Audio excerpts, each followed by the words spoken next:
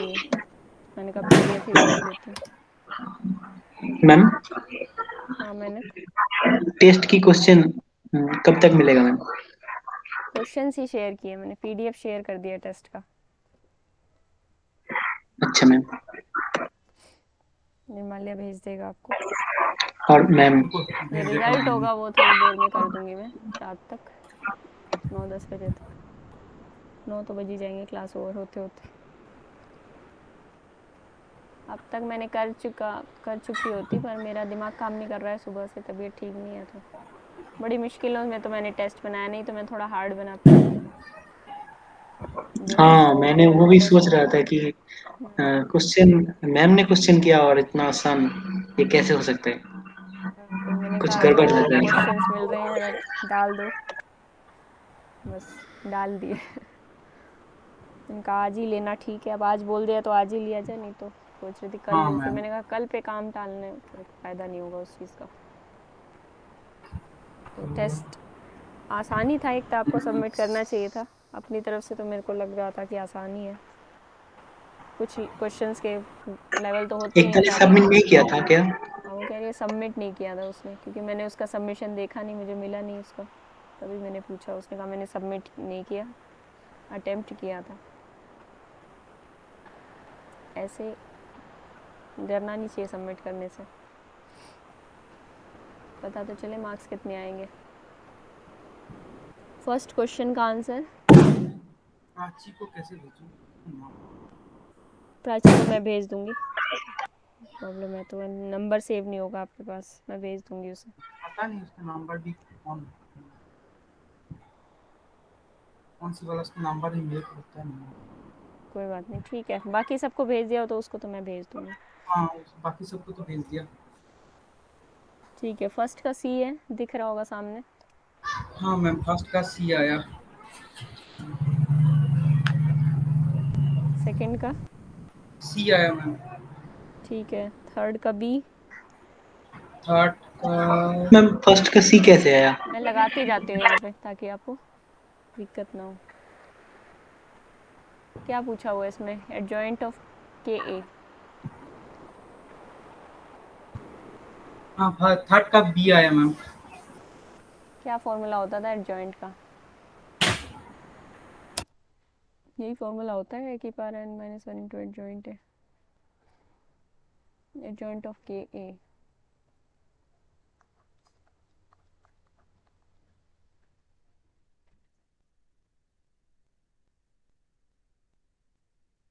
Scalar कैसे किया है बताओ? मैंने मैम, मतलब मैम मैंने तो एक ए को सपोज कर लिया और सी ए को भी सपोज कर लिया। हम्म। एक ही टर्म का मतलब एडजॉइंट निकालने के लिए को फैक्टर निकाला, मतलब तो उससे पता चल गया ma'am C to the power N minus one बाहर क्या आएगा। ऐसे तो मतलब डिटर्मिनेंट में क्या होता है, जो स्केलर होता है वो टू दी पावर एन करके बाहर आता है। और यहाँ जब एडजॉइंट लूंगा मैम, कोई भी एक टर्म का अगर एडजॉइंट लूंगा तब क्या होगा मैम, एक रो को और उसकी अकॉर्डिंग जो कॉलम होता है उसको छोड़ के जो स्क्वायर मैट्रिक्स बनेगा N minus one cross N minus one का, वो वाला डिटर्मिनेंट बनेगा मैम। तो उसमें तो C to the power N minus one बाहर आएगा। और एडजॉइंट ए तो एक होता है तो एक स्केलर मतलब मैट्रिक्स ही, तो अगर जब बाहर लूंगा मैम तब तो C to the power N minus one ही बाहर आएगा, जो स्केलर वाला पार्ट है। ठीक है, और भी इसमें तरीका मिल जाएगा। हम्म, क्या बोल रहे हो?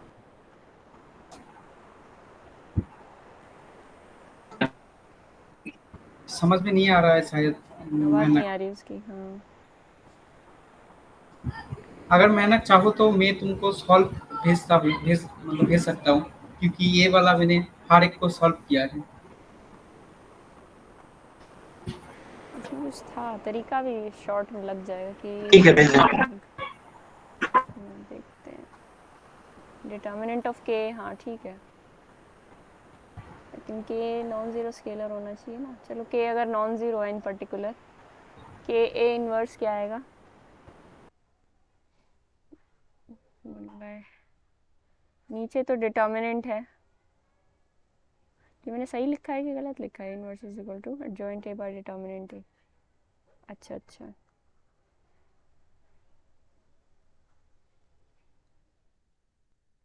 Joint A by determinant A, तो डिटर्मिनेंट ऑफ के ए, यहाँ से कुछ करने की कोशिश करो। Determinant of K A into के ए का इन्वर्स, ठीक है। डिटर्मिनेंट ऑफ के ए हम जानते हैं एन क्रॉस एन मैट्रिक्स है, तो ये कैसे आ हो जाएगा। जाएगा मैम? उसमें k to the power n बाहर आएगा और उससे 1 बाई k बाहर आएगा, तो के k टू ए द का पावर इन्वर्स यही आएगा ना, 1/k, I think 1/k 1 by k आएगा स्केलर में। ए इन्वर्स, ये के की पावर एन, के inverse A inverse, matrix into scalar का इन्वर्स। वो तो एडजॉइंट ही होता है। ठीक है, स्केलर हम बाहर ले सकते हैं ना मैट्रिक्स से। हाँ मैम, बहुत ही अच्छा तरीका है मैम। नहीं तो फिर मैट्रिक्स ऑब्जर्वेशन लेने में समय लग जाएगा। हाँ, ठीक है, सेकंड का आंसर है सी। सी वो A inverse equal to adjoint A by घेटे करके ही किया मैम। अच्छा ठीक है, बता दो जिसको जहाँ डाउट है। मैंने एकता, फर्स्ट का सी, सेकंड का भी सी, थर्ड का बी। हाँ हाँ, थर्ड का भी आया मैम। थोड़ा रुको मैम, मैं इसको नोट कर लेता हूँ। ठीक है, मैं भी नोट कर लेता हूँ।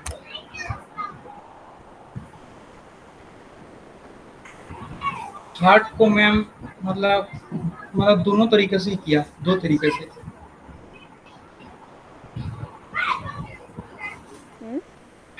थर्ड को मैम दो तरीके से किया मैम। थर्ड को दो तरीके से किया। अच्छा, एक तो डायरेक्ट तरीके से भी हो जाएगा, इसका हमने प्रूफ भी किया हुआ है क्लास में शायद, जहाँ तक मुझे लग रहा है। और दूसरा तरीका क्या अपनाया है? एक तो ऐसे ही हो जाएगा, जॉइंट ए निकाल के उसका डिटर्मिनेंट निकालना है। जॉइंट ए होता है, क्या होता है? Determinant A into A inverse, A inverse वो इसका करके डिटर्मिनेंट। निकाला।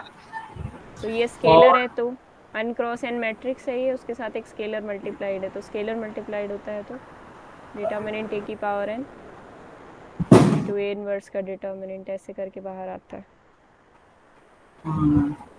फिर ए इनवर्स का डिटर्मिनेंट क्या हो जाएगा? ए डिटर्मिनेंट ए का इनवर्स, हाँ, डिटर्मिनेंट ए की पावर एन, ये हो जाएगा डिटर्मिनेंट ए की पावर एन माइनस 1। ठीक है, तो ये आ जाएगा। और भी कोई तरीका लगाया? सर्दी लगी है क्या? क्या? सर्दी लगी है क्या आपका? हाँ, सर्दी लगी है, खतरनाक सर्दी लग गई है, आंखें भारी हो रही है सुबह से। एक्चुअली मुझे सर्दी की दवा भी असर नहीं करती है, मुझे साइनस की दिक्कत है, तो मुझे सर्दी जल्दी लगती है। मेरे को भी अच्छा, और सर्दी की दवा असर नहीं करती, इसलिए मैंने वो ली नहीं थी। सुबह बुखार जैसा लग रहा था तो बस पैरासीटामोल ले ली थी। एलर्जी का कोई अगर मेडिसिन हो तो आप ले सकते हाँ, हैं। एलर्जी की मेरे को होती भी वही है, प्रॉब्लम। पर एलर्जी से हुआ तो नहीं है। मैं सुबह घास पे चल रही थी, परसों की बात है शायद, उस वजह से हो गया। ओस की घास होती है ना, या अच्छा तो अच्छा। ज़्यादा ठंडी थी, इस वजह से हो गया। थर्ड हो गया हमारा, हाँ मैम। फोर्थ। और दूसरा मैम मतलब ऑप्शन काट करके किया मैम। अच्छा, मतलब ऑप्शन ए के लिए ए माइनस आई को ले लो ma'am, A is equal to I ले लो ma'am. A is equal to I ले लो। आई का एडजॉइंट का डिटर्मिनेंट और ए का डिटर्मिनेंट सेम आएगा। एडजॉइंट ऑफ आई आई होता है। अच्छा, ये बहुत अच्छी चीज़ की, काउंटर एग्जाम्पल से भी इसको किया। ये अच्छी सोच है कि एक प्रूफ से किया जाए और एक काउंटर एग्जाम्पल से सोचा जाए, दोनों तरीके से सोचा जाए, जिसमें जैसे सोचा जा सकता है। इसलिए इधर मैम क्या थोड़ा है? टाइम लग गया इधर भी पर। ए इज इक्वल टू, हाँ, लेकिन अंडरस्टैंडिंग बन जाएगी। हाँ तो मैम। वही मैं कह रही थी कि चाहे 10 क्वेश्चंस दिए हैं, 5 ही करो, लेकिन 5 को अच्छे से करो। ठीक है, बाकी नन ऑफ दीज कह रहा है, तो नन ऑफ दीज तो प्रूफ से गलत हो जाएगा, इसके हमने प्रूफ कर दिया अभी ऑप्शन का। प्रूफ हो गया और एक एग्जाम्पल भी लिया था, मतलब ए के लिए उसमें भी हो गया। मान लो होल्ड ये कर दिया। एक एग्जाम्पल के लिए ट्रू होता ऐसे तो नहीं और होता है मैम। और एक एग्जाम्पल के लिए ट्रू ना होता, तो in general answer none of these ही बनता ना। ये ट्रू इसलिए क्योंकि ये हमेशा ट्रू है बी। हाँ मैम हाँ। कभी एक बार भी ट्रू होगा और एक बार ट्रू नहीं होगा तो बी ऑप्शन नहीं लगा सकते थे हम, फिर तो हमें डी लगाना पड़ता। डी इसलिए गलत है क्योंकि बी इन जनरल ट्रू है। ठीक है, ये इन जनरल ट्रू है। हाँ मैम। ठीक है, फोर्थ का है डी। फोर्थ का डी आया हाँ। फिफ्थ का सी, हाँ मैम डी आया। सिक्स का डी, सिक्स्थ का डी, सेवन्थ का ए। फिफ्थ का बताते क्या जाना है? मुझे जहाँ दिक्कत है। फिफ्थ नहीं हुआ शायद। कौन सा मैम? फिफ्थ का फिफ्थ सी, फिफ्थ का सी है। हाँ मैम सी आया। कैरेक्टरिस्टिक पॉलिनोमियल ये है। अच्छा, डायगोनलाइजेबिलिटी करने के बाद इसके क्वेश्चंस में प्रॉब्लम आई जैसे पहले आ रही थी? वैसे तो थोड़ी बहुत तो नो आई मैम। ही होगी, मतलब आसान हो गए होंगे डायगोनलाइजेबिलिटी करने के बाद ही। मैम एक बार फिफ्थ को कराई दो मैम, हाँ नहीं करा हुआ। रही हूँ, तो मैं वैसे ही पूछ रही हूँ। कैरेक्टरिस्टिक पॉलिनोमियल दे रखी है तो इसमें से ट्रू क्या है? अच्छा, ये कैरेक्टरिस्टिक पॉलिनोमियल है तो आइगन वैल्यूज क्या होंगी इस मैट्रिक्स की?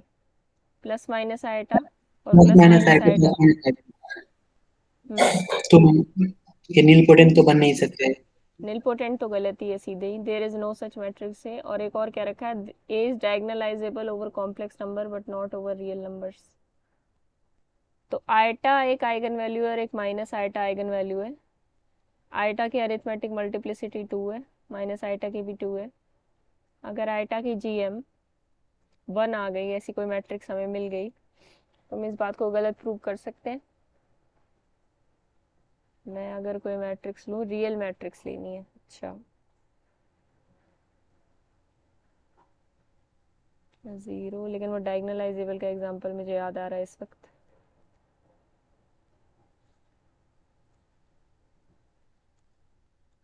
लेकिन इसमें एक और काम किया जा सकता है।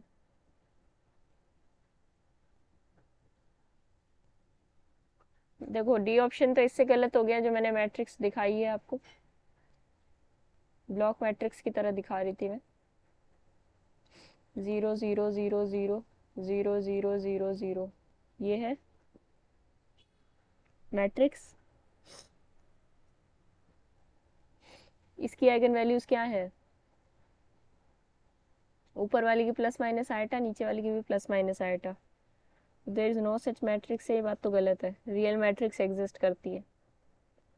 ठीक है, अगर ऐसी मैट्रिक्स बनानी है इसमें आपको एक आइगन वैल्यू पता है प्लस माइनस आयटा, तो आपको पता है उसके रिस्पेक्ट में तो ये मैट्रिक्स आती है। तो मैंने क्या किया यहाँ पे, अब इन्होंने दूसरी आइगन वैल्यूज भी प्लस माइनस आयटा दे रखी है तो मैंने ब्लॉक डायगनल बना ली। ब्लॉक डायगनल की जो डायगनल वाली मैट्रिसेस होते हैं उसी की eigen values actual eigen values होती है। तो पहले इसकी आइगन वैल्यूज निकाली प्लस माइनस आयटा, फिर इसकी निकालनी प्लस माइनस आयटा,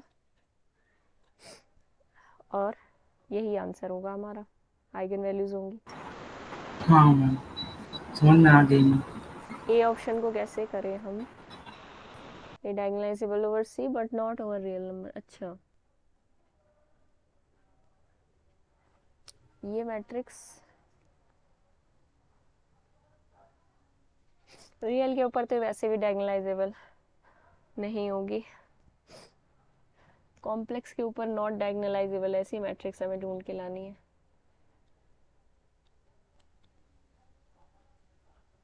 0 1 1 -1, ये दिक्कत हो जाएगी।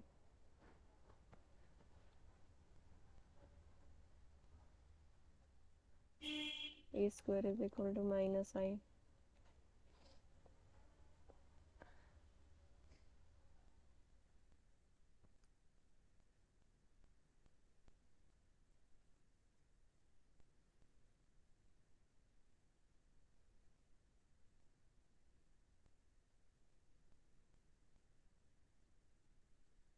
इसके लिए सोचना पड़ेगा एग्जाम्पल।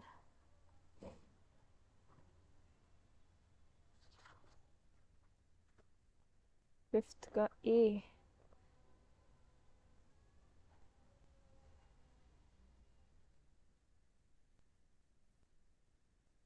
मैंने कहा आपने सोचा है क्या? नो मैम, ए का काउंटर मुझे नहीं मिला मैम। ए सिंगल करेक्ट है और सी को दिखा होगा, इसलिए सी को करेक्ट कर दिया। चलो इसका मैं देखती हूँ, काउंटर तो पता ही होना चाहिए। इसमें मिल सकता है, उसमें तो मिल नहीं सकता। अगर उसकी बात की जाए तो मुझे लगता है ये हो जाएगा। यहाँ पे अगर चेंज कर दिया जाए, एक ट्रायंगुलर मैट्रिक्स बन जाएगी। आई थिंक ऐसा होता है कि ट्रायंगुलर मैट्रिक्स की,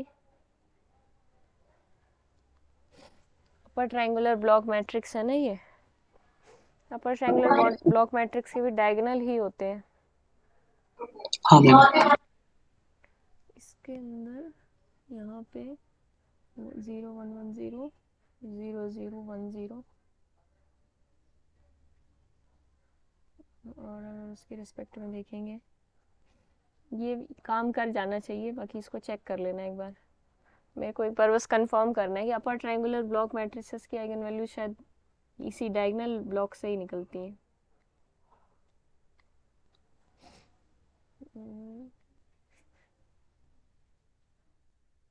चलो मैंने मैं इसको चेक करूंगा। एक बार इसको नोट डाउन कर लिया। इस मैट्रिक्स को एक बार चेक करना, एक कंसेप्ट मुझे देखना पड़ेगा। और इसका मैंने 5th का ये पार्ट नोट कर लिया है, नेक्स्ट क्लास में मैं बताऊंगी, ध्यान रखना। और 1 2 क्वेश्चन ऐसे बीच में आएंगे तो वो सब नोट करते हुए चलूंगी मैं। 6 7 8 इन सबके आंसर देखो। 6 का मैम डी आया, 7 सिमेट्रिक, 8 का डी आया, 9 का ए आया। एक तो आपको कहीं दिक्कत तो नहीं हो रही है? मैम मैंने टाइम 4.2 से स्टार्ट किया था। 4.2 से स्टार्ट किया था। देखो 4.1 में मुश्किल है, ऐसा नहीं कि इजी है। क्या इजी सोच के आगे से स्टार्ट किया था? अच्छे क्वेश्चन मैम इसमें भी हैं। 9 का बी आया। 9th का रुको, 9th का बी अब कर लेना, ठीक है? ये ज़्यादा रिलेटिव है जैम के एग्ज़ाम से, इसलिए मैंने इसकी एक्सरसाइजेज दी थी। बहुत छोटे छोटे क्वेश्चन, छोटे छोटे कंसेप्ट के साथ हैं। 10th का डी, यस मैम, 10th का डी आया। ठीक है? कहीं पे कंसेप्चुअली अगर लग रहा है कोई वैसी मिस्टेक है, अब ये देखो ये कौन सी मैट्रिक्स दिख रही है, बहुत बढ़िया चीज़ है ये 9th। मैम ये अपर ट्रायंगुलर मैट्रिक्स है। अच्छा ये तो है भी अपर ट्रायंगुलर, लेकिन एक और मैट्रिक्स मैंने ऐसी कराई थी। हाँ मैम, लेकिन उससे सिमिलर तो नहीं है मैम। नहीं, उसके ट्रांसपोज से तो सिमिलर है। जो नहीं मैम, कैसे हो रहा नहीं है? है। आपने कॉम्पेनियन मैट्रिक्स की बात कर रहे हैं ना, हम्म, लेकिन इसका ट्रांसपोर्ट कैसे हो रहा है?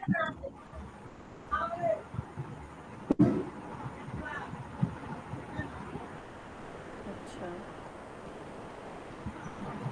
ये एकदम फर्स्ट और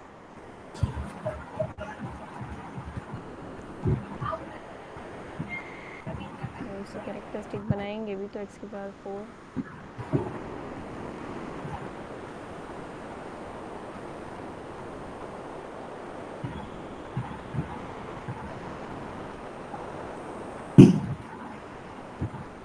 हाँ उससे निकल तो नहीं रही है कैरेक्टरिस्टिक, मतलब कंपेनियन की फॉर्म तो नहीं बन रही है इससे।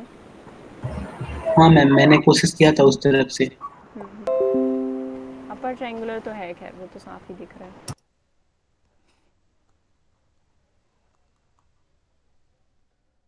ठीक है, उससे तो अगर आएगी भी कैरेक्टरिस्टिक तो कुछ और ही देने वाली है।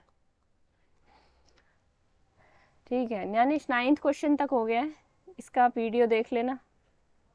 9th yes question ma'am. में जो जो आपके डाउट हैं वो बता दो, मैं फटाफट आंसर बता देती हूँ। फर्स्ट का सी 4.1 चल रही है, फर्स्ट का सी, सेकंड का सी। मैम हम्म, डाउट नहीं है 9 तक। 9 तक डाउट नहीं है, हाँ ठीक है।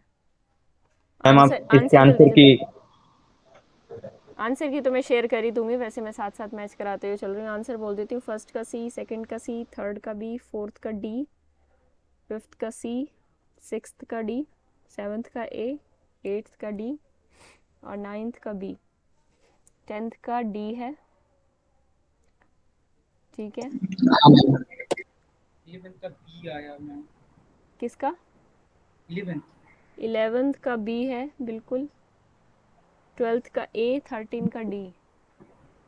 12th का। हाँ मैम। अपने डाउट्स बताते जाना, ठीक है।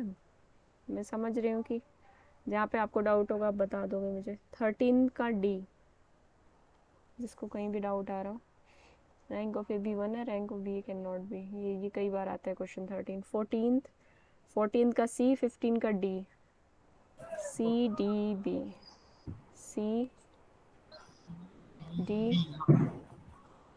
16 नेक्स्ट। का बी। 16 का B, 17 B, A B C. 17 का नहीं निकाला। मैम 17 का कैसे करूँ मैम? अच्छा, 17 का डी आया था मैम। 17 का डी नहीं है। 17 का बी दे रखा है, कुछ एक आधा आंसर में भी हो सकती है हाँ मैम, मतलब वो गड़बड़। कैरेक्टरिस्टिक पॉलिनोमियल निकल कर, मतलब सॉल्यूशन निकल कर, वो तो मैम नहीं हुआ। मैम इसका डिटर्मिनेंट जो बनेगा वो 0 होगा क्या? हाँ, इनफाइनाइटली मैनी सोल्यूशन बोल रखा है ना, हाँ मैम, जीरो। होमोजेनस सिस्टम है। तो लास्ट में जो आया मैम वो तो है lambda square plus 3 lambda plus 30 equal to 0। अच्छा, और मैम लेमडा मैंने square plus 3 lambda plus 30 equal to 0। ये डिटर्मिनेंट है, हाँ मैम। तो डिटर्मिनेंट इक्वल टू 0 रखोगे। मैम और डिटर्मिनेंट्स अगर मैम ये और ट्रू फॉर्म मतलब में तो आना चाहिए। क्या डिटर्मिनेंट? हम 3 क्रॉस 3 डिटर्मिनेंट, तो ये जो इक्वेशन है हाँ, ये तो मैम मतलब क्यूबिक ये इक्वेशन होना चाहिए ना। नहीं, ऐसा ज़रूरी नहीं हो, तो डिपेंड करता है, देखो। काट जाएगा, हाँ, क्यूब कुछ वाला ना कुछ पार्ट काट कैंसिल हो जाएगा। जाएगा ना इधर। हाँ ये a माइनस लेमडा आई थोड़ी है, ये तो एक हाँ पर्टिकुलर हाँ अलग मैम अलग समझ कई में भी आया टर्म्स दे हाँ। रखी हैं। ऐसे अंधेरे में मत रहना, क्वेश्चन गलत हो जाएगा एग्जाम में भी, ये सब चीज़ों का ध्यान रखना। और मैम मैंने मतलब मैं इसको सेटिस्फाई करने के लिए हर एक काम को बिठा कर भी देखा, वो भी सेटिस्फाई नहीं हो रहा है। मतलब लैम्डा की पोजीशन में एक बार 1, एक बार 2, एक बार 3 लेकर देखा, वो डिटरमिनेंट 0 नहीं आ रहा मैम। मतलब समझी नहीं क्यों किया ऐसा। तो ऑप्शन वाला देख कर मैम, मतलब ऐसे तरीके से तो नहीं हुआ मैम। अगर ये क्वाड्रेटिक इक्वेशन अगर सॉल्व करूँ तो मैम ये तक कॉम्प्लेक्स रूट आएगा मैम, हाँ, तो इसलिए। लेमडा के पास अपनी वैल्यूज़ हैं ना, दो वैल्यूज़ निकल के आएंगी ना यहाँ से, ए और बी कुछ भी, जिसकी हाँ वजह से डिटर्मिनेंट 0 होगा। तो लेमडा की दो वैल्यूज़ के लिए इनफाइनाइट सॉल्यूशन आएंगे ना। इनफाइनाइट सॉल्यूशन अच्छा कब आते हैं होमोजेनस सिस्टम के? नंबर ऑफ वैल्यूज कहाँ है? अच्छा होमोजेनस अच्छा सिस्टम अच्छा, के समझ इनफाइनाइट गया सॉल्यूशन। समझ गया मैंने मैम। सोच लिया कि लैम्डा की वैल्यू। अच्छा अच्छा, मैंने भी सोच रखा कि लैम्डा की वैल्यू निकालना, मतलब नहीं, निकालने के लिए चाह रहा था। The number of values of lambda, मैं भी कितनी वही कितनी सोच रहा लेमडा था। की वैल्यूज़ होंगी। रैंक ऑफ अच्छा ए अच्छा, शुड बी, जो भी ये मैट्रिक्स आएगी इसकी रैंक कितनी होनी लेस चाहिए? देन 3। तो लेस देन देखो 3 मैम, होनी चाहिए, मतलब मतलब करके determinant of A is equal to 0। हाँ, कर लास्ट दिया में आपने क्वेश्चन। हाँ देख लेना इसको, वैसे भी सॉल्व हो सके अगर तो रो एशलन फॉर्म में करके, बाकी लग नहीं रहा इतना आसान रो एशलन फॉर्म से। तो मतलब ज्यादा मतलब कठिन नहीं होगा मैम उसका का डिटरमिनेंट निकल हाँ, पाए। डिटर्मिनेंट निकालना तो कोई बड़ी बात नहीं, डिटर्मिनेंट निकालो इक्वल टू 0 रखो, मतलब इस मैट्रिक्स का डिटर्मिनेंट जब जब 0 आएगा इस सिस्टम के पास इनफाइनाइट सॉल्यूशंस होंगे। तो ऐसे कितने लेमडाज होंगे जिनके लिए इनफाइनाइट सॉल्यूशन होंगे? ऐसे केवल 2 लेमडाज होंगे, क्योंकि हमारे पास क्वाड्रेटिक आएगी। इसके बाद हमें सॉल्व नहीं करना है, हमें सिर्फ पता करना है कि लेमडा की कितनी वैल्यूज़ आनी है। लेमडा में क्वाड्रेटिक आएगी या क्यूबिक आएगी? क्वाड्रेटिक है तो 2 वैल्यूज़ निकलेंगी, क्यूबिक होती तो 3 निकलती। कॉम्प्लेक्स निकल रही हैं, रियल निकल रही हैं, रैशनल निकल रही हैं, कुछ भी निकल रही हैं, उससे मतलब नहीं है, बस डिग्री देखनी है इक्वेशन की। क्वेश्चन को सही से नहीं पढ़ा मैं। उन्होंने ना कॉम्प्लेक्स बोला है ना रियल बोला है। हाँ, ध्यान से पढ़ा करो। ना तो कॉम्प्लेक्स बोला है ना रियल बोला है, तो कॉम्प्लेक्स भी निकल सकती है। ये बात का हमें ध्यान रखना है।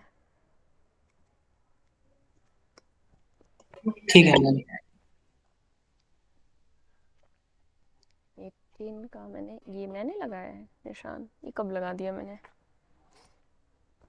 18 का मैम ABC। डी होगा क्या मैम? डी होगा। डी भी होगा मैम। Elementary matrices.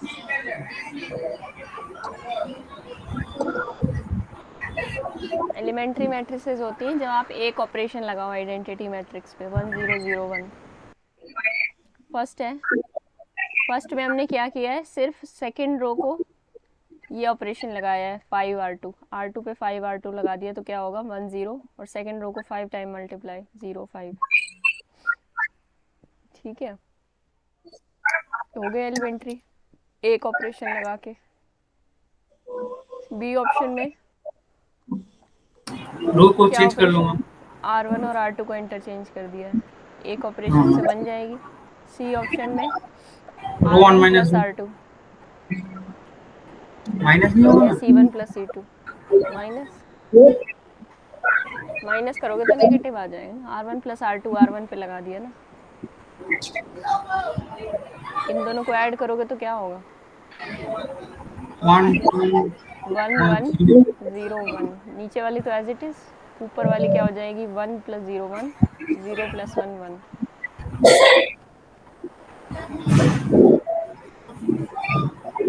समझ में आया कि नहीं? बताओ तीनों ऑप्शन समझ में आए कि नहीं? यस सी मैम। को मैम R1 माइनस R2 नहीं करूंगा मैम। R1 माइनस R2 करके देखो ना क्या आता है। 1 0 0 1। अच्छा आप उल्टा लगा रहे हो, हाँ फिर तो R1 माइनस R2 करोगे। मैं आइडेंटिटी लेके चल रही हूँ अच्छा अच्छा। और उससे सी ऑप्शन ला रही हूँ, आप सी ऑप्शन से आइडेंटिटी ला रहे हो, ठीक है एक ही बात है। तो मैं ये देख रही हूँ कि आइडेंटिटी पे क्या ऑपरेशन लगाया होगा। डेफिनेशन ऐसे ही बोलती है ना कि आइडेंटिटी पे क्या लगाएंगे कि एक बार ऑपरेशन लगाएं तो एलिमेंट्री मिल जाए। अब इसमें क्या किया है, डी में एक तो R1 पे R1 प्लस R2 लगाया होगा। देखो मैं करके दिखा देती हूँ क्योंकि इसमें दो ऑपरेशन लगे हुए हैं।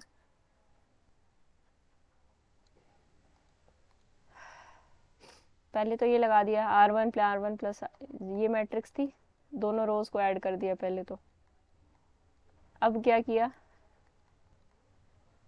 अब क्या कर दिया 5 टाइम्स ऑफ R2 कर दिया 1 1 0 5। तो ये दो ऑपरेशन काउंट होंगे 1 और 2, तो इस वजह से this is not an elementary matrix.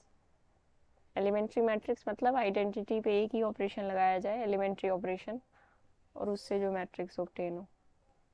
ठीक है,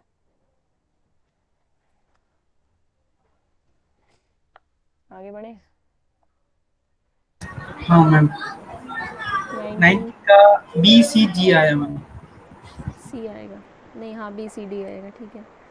इसका बी सी डी आएगा, अगले का ए बी सी आएगा, उससे अगले हाँ का ए सी डी आएगा, बताते जाना। ए सी डी 21 का ए सी डी। मैम 19 को देखिए एक बार। अच्छा एक minute,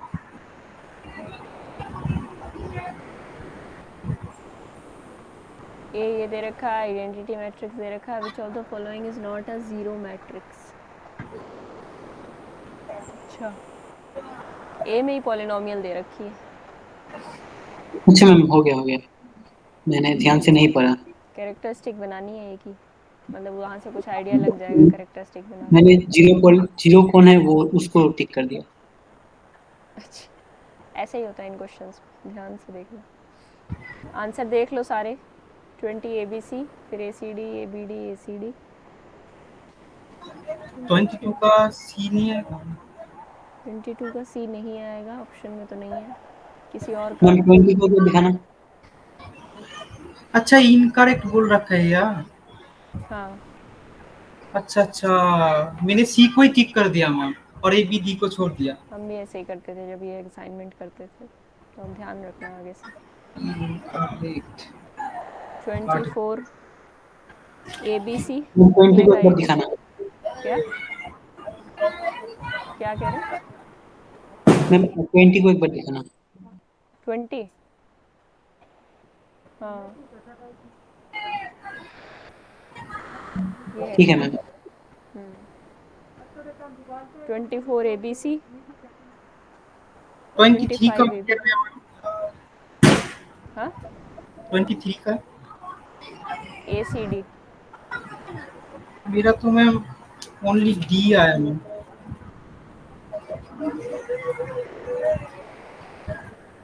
is not ma'am equal to determinant ma'am, of A आएगा, इक्वल टू तो ये डिटर्मिनेंट ऑफ ए आएगा, नॉट इक्वल टू बाकी सब क्या आएगा।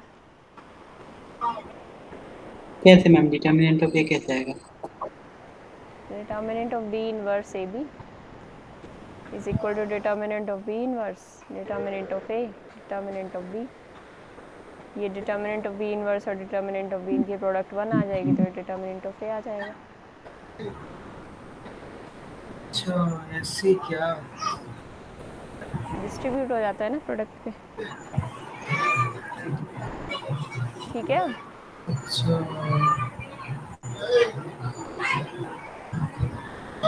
ठीक है समझ ना, में आ बढ़े आगे। ठीक है। हाँ मैम। 26। ओहो, ये क्या था, ऐसा लग रहा है कुकर की सीटी कान में ही फट गई मेरे। 26 का सी,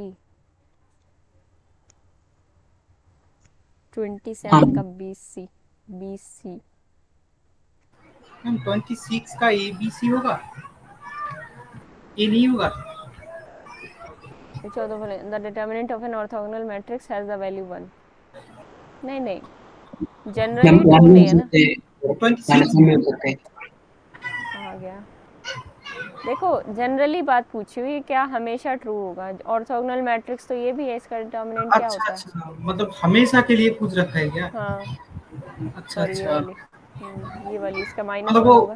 कैन देख रखा है ना, तो उसलिए कैन वो वो एन वाली एन ऑफ एन ऑर्थोगोनल लिखा है ना, तो मैम मैंने सोचा कि एक मिल जाएगा तब भी हो जाएगा। नहीं, एन तो अच्छा वो इंग्लिश वाली अच्छा अच्छा समझ से अच्छा। लिखा है उन्होंने, ग्रामर अच्छी कर रहे हैं वो अपनी।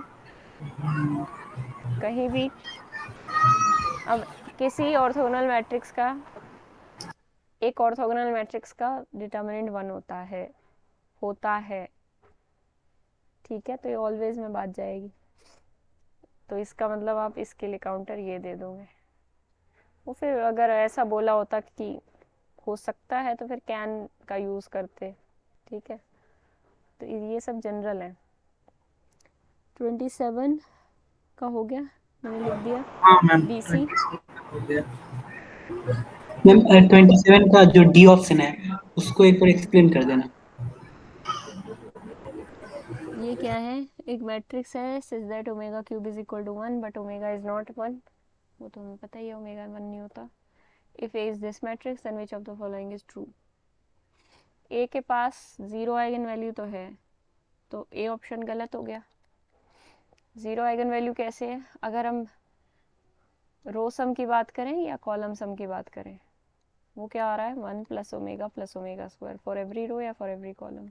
मैम यही तो कॉलम सा नहीं होगा मैम, कॉलम नहीं सा होगा मैम।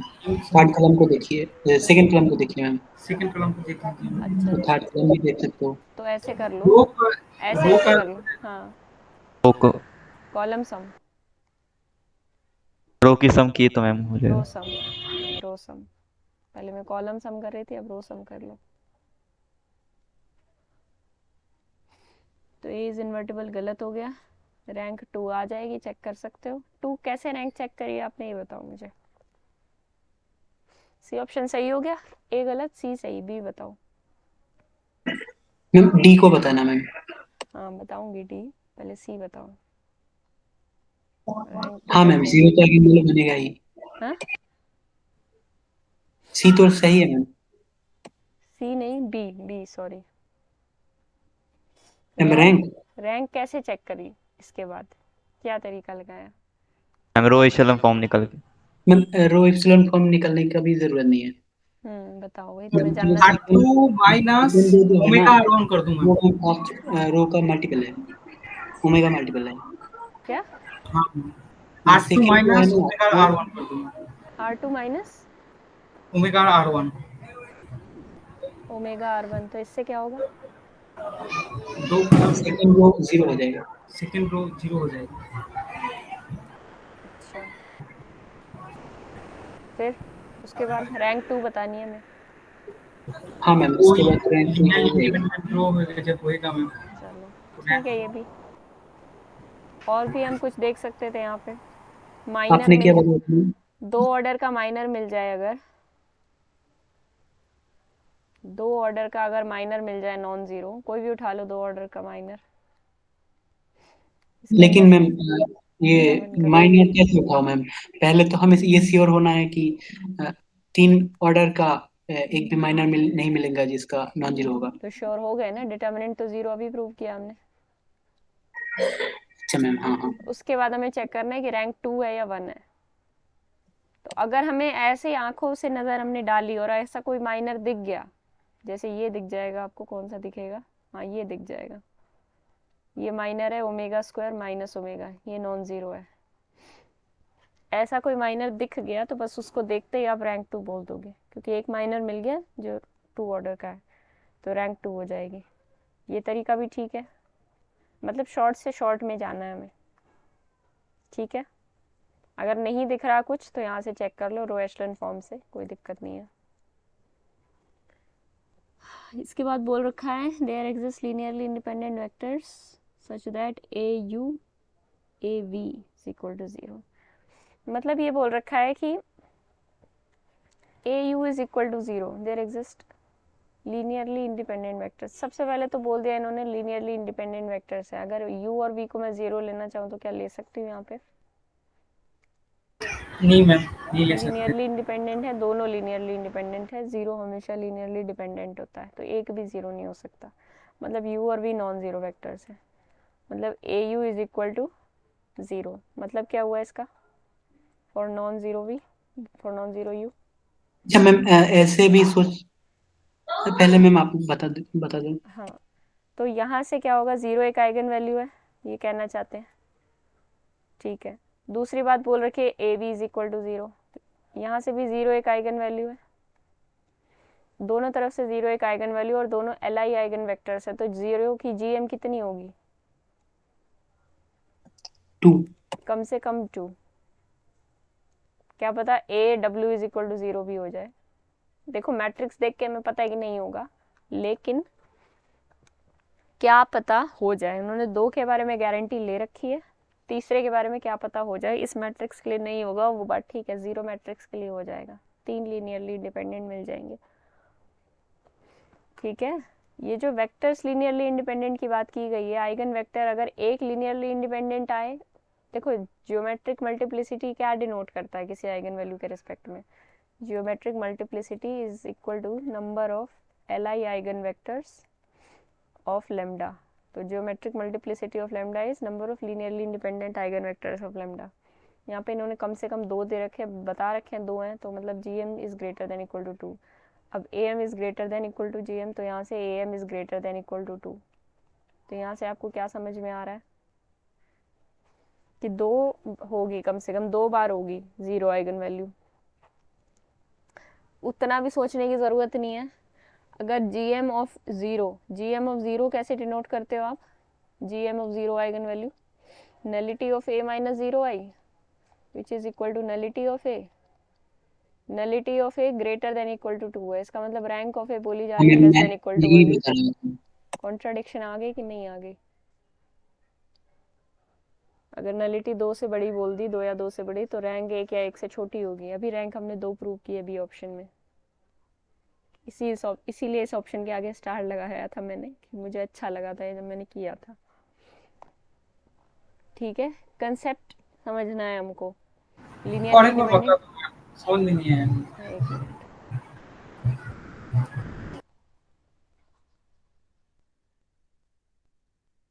अगर इन्होंने ये बोल दिया कि लीनियरली इंडिपेंडेंट आइगन वेक्टर्स हैं, तो हमने यहाँ से क्या अंदाज़ा लगाया कि 0 आइगन वेक्टर, तो ये पक्की बात नहीं है, क्योंकि 0 अगर एक भी हुआ तो दोनों, मतलब एक भी 0 हुआ तो ये लीनियरली इंडिपेंडेंट नहीं बचेंगे। मतलब यू और वी दोनों नॉन ज़ीरो हैं वेक्टर्स, और दोनों लीनियरली इंडिपेंडेंट वेक्टर्स हैं, और उनके साथ कंडीशन ये दे रखी है A U is equal to 0 and A V is equal to 0। मतलब A U is equal to 0 into V U, A V is equal to 0 into V. तो 0 क्या है, इसकी एक आइगन वैल्यू है मैट्रिक्स की। सिर्फ आइगन वैल्यू नहीं है, आइगन वैल्यू होने के साथ एक और कंडीशन ये सेटिस्फाई कर रही है कि इस आइगन वैल्यू के पास 2 एल आई आइगन वेक्टर्स हैं। यहाँ तक क्लियर है तो बताओ। हाँ मैम, हाँ। 0 हैव अच्छा, इसलिए आपने बोल रखा 2 है, समझ में लीनियरली आया। इंडिपेंडेंट आइगन वेक्टर्स, और इसके लीनियरली इंडिपेंडेंट आइगन वेक्टर्स क्या होते हैं, जीएम ही तो होते हैं। तो GM of 0 is 0 has at least 2, at least 2, क्योंकि उसने 2 के बारे में बताया, 2 से ज़्यादा के बारे में हमें नहीं पता, हो भी सकते हैं। ये देखो यहाँ पे नहीं होंगे, हमें पता है 0 मैट्रिक्स नहीं है इसलिए। हाँ बोलो। मैंने ऐसे सोच रहा था कि U and V are both are linearly independent solution of ax is equal to 0 homogeneous system की। तो मैम nullity of a must nullity be of A, greater than 2। Nullity of A must be greater than equal to 2, rank. हाँ, A rank U तो is equal to 0 and A V is equal to 0, ये 2 solution मिल गए किसके, u and v ax is equal are to 0 homogeneous system की। Solutions of ax is equal to 0 वाले system के। तो ax इज इक्वल टू 0 के 2 linearly independent solution है, मतलब रैंक ऑफ ए, मतलब नलिटी ऑफ ए तो पहले ग्रेटर देन इक्वल टू 2 आएगी, इसका मतलब rank of A less than equal to 1 आएगी। ठीक है, वहाँ से भी सोच सकते हैं, कंसेप्ट सारे एक में मिले हुए ही हैं, कुछ अलग नहीं है। ठीक है, होमोजेनियस सिस्टम बनता ही किसका है, मैट्रिक्स का ही बनता है। ठीक है, तो वहाँ से आप सोच लो कि rank of A less than equal to 1, बस हमें ये लास्ट में लाके दिखाना है कि rank of A less than equal to 1, वहाँ से कॉन्ट्रडिक्शन आ रही है। यहाँ से हमने बोल दिया G M of 0 is greater than equal to 2, मतलब nullity of A is greater than equal to 2, क्योंकि nullity of A minus 0 I होती है। तो यहाँ से हम क्या बोल देंगे, rank of A less than equal to 1, which is also a contradiction, चाहे वहाँ से बोल दो चाहे यहाँ से बोल दो, दोनों में ही कॉन्ट्रडिक्शन है, इसलिए डी ऑप्शन गलत है। क्योंकि बी ऑप्शन सही है तो डी ऑप्शन तो गलत ही होगा। बी में रैंक 2 बताई गई थी, डी में 1 या 1 से कम बताई जा रही है, मैट्रिक्स को हाँ देख के मैम, साफ ठीक है। दिख रहा है। ठीक है, 28। मैम इसमें GM ग्रेटर देन 2 है, इक्वल टू भी आएगा। नहीं, ग्रेटर देन 2 क्यों कहेंगे, इक्वल टू 2 भी तो आ सकता है। यहाँ पे सिर्फ 2 वेक्टर्स की गारंटी है ना, u और v 2 वेक्टर मिले सच दैट वो लीनियरली इंडिपेंडेंट है। ठीक है, जैसे नहीं मैम, मान लो एग्जैक्टली 2 लीनियरली इंडिपेंडेंट वेक्टर्स हैं अगर किसी मैट्रिक्स के पास,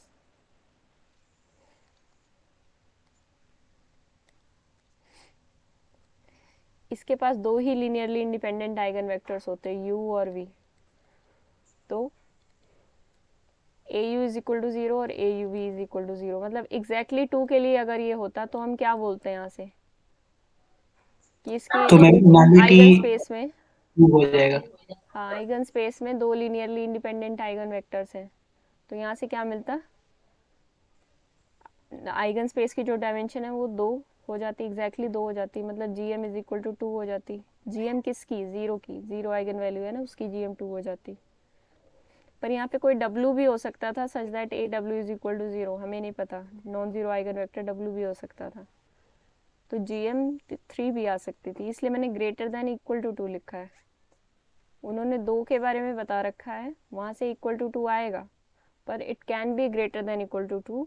वैसे GM3 तभी आएगी जब 0 मैट्रिक्स होगी, ये बात समझ रहे हो, क्योंकि GM अगर 3 आ गई तो AM भी 3 आएगी। तो ऐसी कौन सी मैट्रिक्स होती है, फिर वही कंसेप्ट आ गया डायगनलाइजेबिलिटी वाला, ऐसी कौन सी मैट्रिक्स है जिसकी 0 आइगन वैल्यू के रिस्पेक्ट में GM3 आए, तो अगर GM3 आएगी तो AM भी 3 आएगी, तो ये मैट्रिक्स क्या हो जाएगी, अगर कंसेप्ट रिवाइज कर रहे हो दोबारा दोबारा तो इसमें दिक्कत नहीं आएगी, डायगनलाइजेबल हो जाएगी, प्लस नील पोटेंट भी है मैट्रिक्स, क्योंकि इसके पास 3x3 ऑर्डर की मैट्रिक्स थी, तो इसके पास एक ही आइगन वैल्यू है, कौन सी है, 0 सभी आइगन आइगन वैल्यू। वैल्यूज है। नील पोटेंट प्लस डायगनलाइजेबल एक ही मैट्रिक्स है दुनिया में, और वो है सिर्फ और सिर्फ 0 मैट्रिक्स। ऐसा क्यों बोला मैंने? क्योंकि फिर से मैं यहाँ मिनिमल पॉलिनोमियल का अगर कंसेप्ट लगा के आपको दिखाऊं कि 3 के 3 पार्टीशंस वाले हिस्से हमें चुनने हैं, मतलब 3 का उतने पार्टीशन करने हैं जिसमें number of terms equal to 3 हो। तो पार्टीशन करेंगे, इसको बार बार रिवाइज करते रहो, यहाँ से बड़े सारे प्रूफ भी निकल के आते हैं, इसलिए तरीका अच्छा है। 3 के वो वाला पार्टीशन वाला उठाना है हमें, मतलब वो वाला पार्टीशन उठाना है जिसमें number of terms equal to 3 हो, तो वो तो यही बनता है। इसमें से मैक्सिमम उठाएंगे तो यहाँ से मिनिमल पॉलिनोमियल आ जाएगी। x raise to power maximum 1 है ना, इज इक्वल टू 0। तो यहाँ से क्या मिल गया, x इज इक्वल टू 0, मतलब a is equal to 0 matrix. अगर ये मैट्रिक्स है जिसकी 0 आइगन वैल्यू है, वो डायगनलाइजेबल भी बोल रहे हो आप, 3 और 3 है यहाँ पे, तो वो सिर्फ 0 मैट्रिक्स बनेगी। इसको हमने क्लास में भी प्रूव किया था।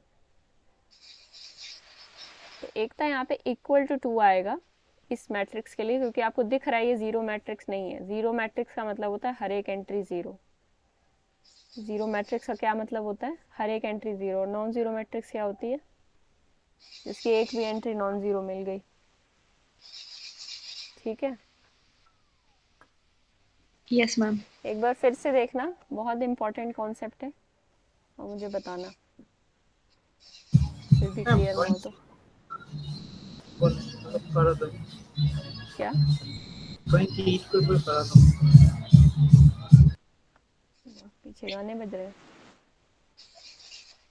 हाँ, मतलब वो आज मतलब विसर्जन है ना, तो अच्छा अच्छा, मस्त गाने मतलब बज गांव को एक बार चक्कर मार के आ गया मैम सब लोग। रहे। अच्छा, वो मतलब पूरा गांव को चक्कर लगाते हैं वो, मतलब मूर्ति को लेकर। विसर्जन उसके करके बाद आ गए हैं। ना ना उसके बाद अच्छा, विसर्जन करेगा। अब विसर्जन होगा। अच्छा ठीक है, एकता ये एक्सरसाइज तो आपको करनी है। 27th क्वेश्चन अच्छे से देखना, और जिनको नहीं करनी वो भी 27 क्वेश्चन का डी पार्ट ज़रूर देखें दोबारा, बड़ा ही इम्पोर्टेंट है। ठीक है, इस पे आते हैं 28 पे। मैम 28 पे ए और डी कैसे थ्रू हो रहे हैं? मेरा तो ऑप्शन सी आ रहा था। देख लेते हैं, चलो मेरा ऑप्शन एकमात्र मैम ए को ही समझ में आया था, और ए को मतलब टिक करा, बाकी ऑप्शन समझ में नहीं आया। मेरे पास तो एक काउंटर है। मैट्रिक्स का साइज है m क्रॉस n, और इन्होंने दे रखा है admits a solution for all b। Her b के लिए सॉल्यूशन है, हर b के लिए सिस्टम कंसिस्टेंट है। तो इसका मतलब क्या निकल के आएगा, system is consistent for all b। इसका मतलब समझा करो, हर एक इंग्लिश वाली लाइन को मैथ्स में लिखने की आपके पास कला होनी चाहिए। सिस्टम इज कंसिस्टेंट, तो rank of A is rank of A augmented B always, for all B है ना ये, कंसिस्टेंट फॉर ऑल बी, तो रैंक ऑफ ए हमेशा rank of A augmented B के बराबर है। ठीक है, then N must be greater than और equal to, N must be greater than equal to M, ये होना चाहिए। तो यहाँ पे तो अगर आएगा तो रैंक ऑफ ए अगर एम आ गया तो ये आएगा, यहाँ पे उल्टा होना चाहिए मुझे लगता है इसका। मैं बताऊं? हम्म, मैम एक मैट्रिक्स लीजिए, ए इज इक्वल टू, एक मिनट रुको, मैं आंसर मैच कर लूँ, कहीं गलत। ठीक है, दे यही रखा है। हाँ बोलो। Ma'am A is equal to row wise 1 3 4 2 7 1 4 2। 7 1। Hmm और ma'am small B is equal to hmm 6 4 2। 1 3 6, ठीक है। तो मैम पहला ए जो मैट्रिक्स है उसका रैंक 2 आएगा, और ए आर्गुमेंटेड बी का भी रैंक 2 आएगा। नो सॉल्यूशन है इसका तो। कैसे मैम? ये 1/4 है, 3/2 है। चलो बताओ, देखते हैं इसको। मैम ए और ए आर्गुमेंटेड बी दोनों का रैंक 2 ही आएगा। ठीक है, तो मैम सिस्टम तो कंसिस्टेंट है। सिस्टम कंसिस्टेंट है। रैंक क्या है इस मैट्रिक्स की, 2 है। 2 है मैम। रैंक ऑफ ए 2 है, और rank of A augmented B भी 2 आ रही है मुझे लगता है आपकी, है ना। मैम हाँ ma'am 2 rank he of A आएगा। Is equal to 2। 2 मतलब क्या, 3 क्रॉस 2 मैट्रिक्स है। अच्छा ये कह रहे हो आप। हाँ मैम, तो यहाँ पे तो 3x2 मैट्रिक्स है, लेकिन यहाँ पे फर्स्ट ऑप्शन में जो दिया गया था वो ma'am n must be greater than और इक्वल टू m दिया दिया गया था, लेकिन यहाँ पे तो m ग्रेटर देन n हो रहा है। और इस ऑप्शन में मेरा एक बात समझ में नहीं आया मैम, एडमिट्स ए सॉल्यूशन का मतलब क्या है? मतलब एक ओनली यूनिक सॉल्यूशन होगा क्या, या कुछ भी सॉल्यूशन हो सकते हैं? किस में? बी ऑप्शन में एडमिट्स ए नहीं नहीं, सॉल्यूशन हाँ मैम, ऑप्शन ए में एडमिट्स एडमिट्स ए सॉल्यूशन का मतलब क्या इफ है? द एक equation option. Admits A solution for all B. अगर इक्वेशन के पास सॉल्यूशन है, कोई भी सॉल्यूशन है, ये सॉल्यूशन का मतलब ये नहीं है कि एक सॉल्यूशन है। मैम ये भी हो सकता है, इनफिनिट भी हो सकते हैं। हाँ, एडमिट से सॉल्यूशन मतलब उसके तो पास मैम कम से कम एक ये सॉल्यूशन काउंटर है हर एक बी के लिए। Then n must be greater than और इक्वल टू m। रुक जाओ, इसमें ये क्या कंसेप्ट हुआ करता था कि अगर ये मतलब उसमें मैट्रिक्स ऐसी है, उसके अंदर कॉलम ऐड करने से कुछ फ़र्क नहीं पड़ रहा, मतलब रो डिपेंडेंट है उसकी रैंक।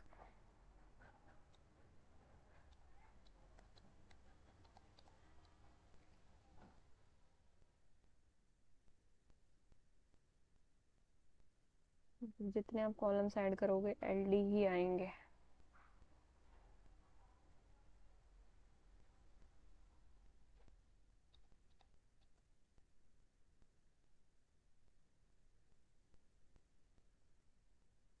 मैम हम्म। मैंने अपने जो एग्जाम्पल लिया है वो सिर्फ वैलिड है, उसने जो बी लिया है हाँ, मतलब सबके लिए वैलिड नहीं है ना। सबके लिए फॉर वैलिड ऑल नहीं बी है। बोला है, हम्म। सिस्टम ऐसा चाहिए तो जो ये हर काउंटर एक कैसे हो सकता है? ये नहीं हो सकता काउंटर। ठीक है, सिस्टम ऐसा होना चाहिए जो हर एक बी के लिए सॉल्यूशन एडमिट करे ना। अगर मैं यहाँ 6 की जगह कुछ चेंज कर दूँ तो आई थिंक इसका सॉल्यूशन नहीं बचेगा, या कुछ यहाँ पे कुछ भी चेंज कर दिया जाए वो तो उसके अकॉर्डिंग चेंज हो जाएगा। मैं ये बताना चाह रही हूँ कि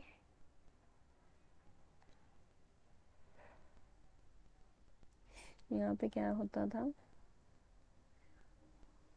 मतलब कोई मैट्रिक्स है, यहाँ पे कोई मैट्रिक्स ए है, उसमें आप जो मर्जी कॉलम यहाँ पे लिख दो, मैट्रिक्स की रैंक बढ़ नहीं रही है। मैट्रिक्स की जितनी रैंक है, ए की रैंक जो है, ए ऑगमेंटेड बी की रैंक वही है। मतलब onto system, onto system 1 1 onto से मैं आपको बताना चाहती हूँ, क्योंकि मैं तो अलग तरीके से इसको करती थी। अगर सिस्टम के पास हर एक बी के लिए सॉल्यूशन है, मतलब हर एक बी की प्री इमेज है, मैं और थोड़ा सा अच्छे से करवाती हूँ उसको। A X is equal to B, system of linear equation यही होता है, कोई भी general system of linear equation ये होगा। ए का साइज हमारे पास यहाँ पे दे रखा है, m क्रॉस n है शायद,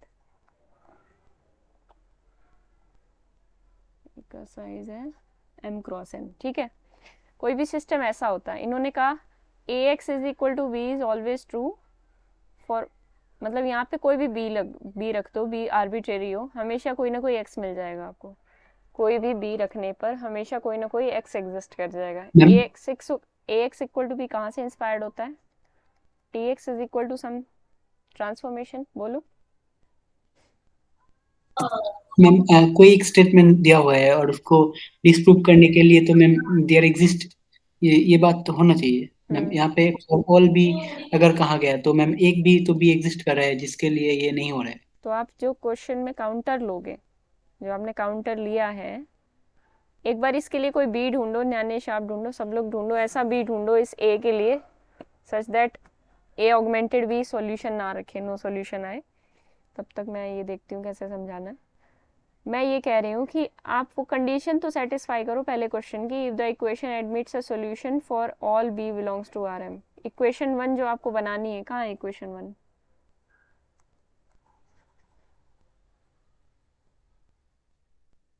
इक्वेशन 1 क्या लिखा है इन्होंने? इसको ही लिखा है A X is equal to B को, ठीक है।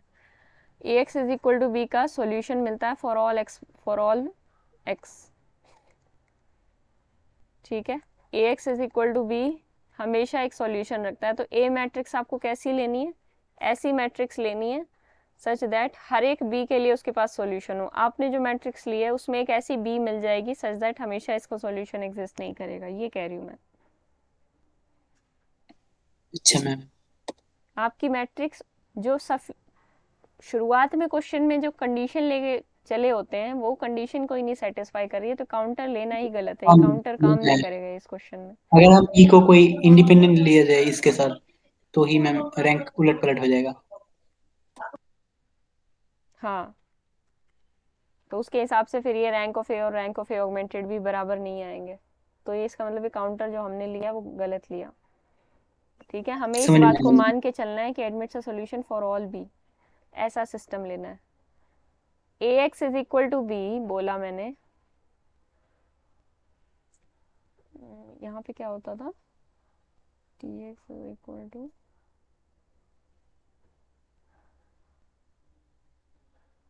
हाँ Tx is equal to transformation है मान लो हमारी कोई, अगर m क्रॉस n मैट्रिक्स है तो ट्रांसफॉर्मेशन कहाँ से कहाँ तक होगी, Rn से Rm मान लेते हैं। ठीक है, ट्रांसफॉर्मेशन इसके वेक्टर को उठाएगी x वेक्टर को और इसके किसी y वेक्टर में, या मैं बोल दूं किसी b वेक्टर में ट्रांसफॉर्म कर देगी। समझ रहे हो, इसी ट्रांसफॉर्मेशन के रिस्पेक्ट में हमें कोई ना कोई मैट्रिक्स मिल जाएगी, उस मैट्रिक्स से हम सिस्टम बना देंगे Ax is equal to B. ठीक है, ट्रांसफॉर्मेशन सारा काम मैं 1 1 ऑन 2 से रिलेट कर रही हूँ, क्योंकि 1 1 ऑन 2 कहाँ से आता है, ट्रांसफॉर्मेशन से, और ये मैट्रिक्स भी कहाँ से आएगी, ट्रांसफॉर्मेशन, सब कुछ ट्रांसफॉर्मेशन से ही आया है, इसलिए मैं 1 1 ऑन 2 का कंसेप्ट आपको समझा रही हूँ।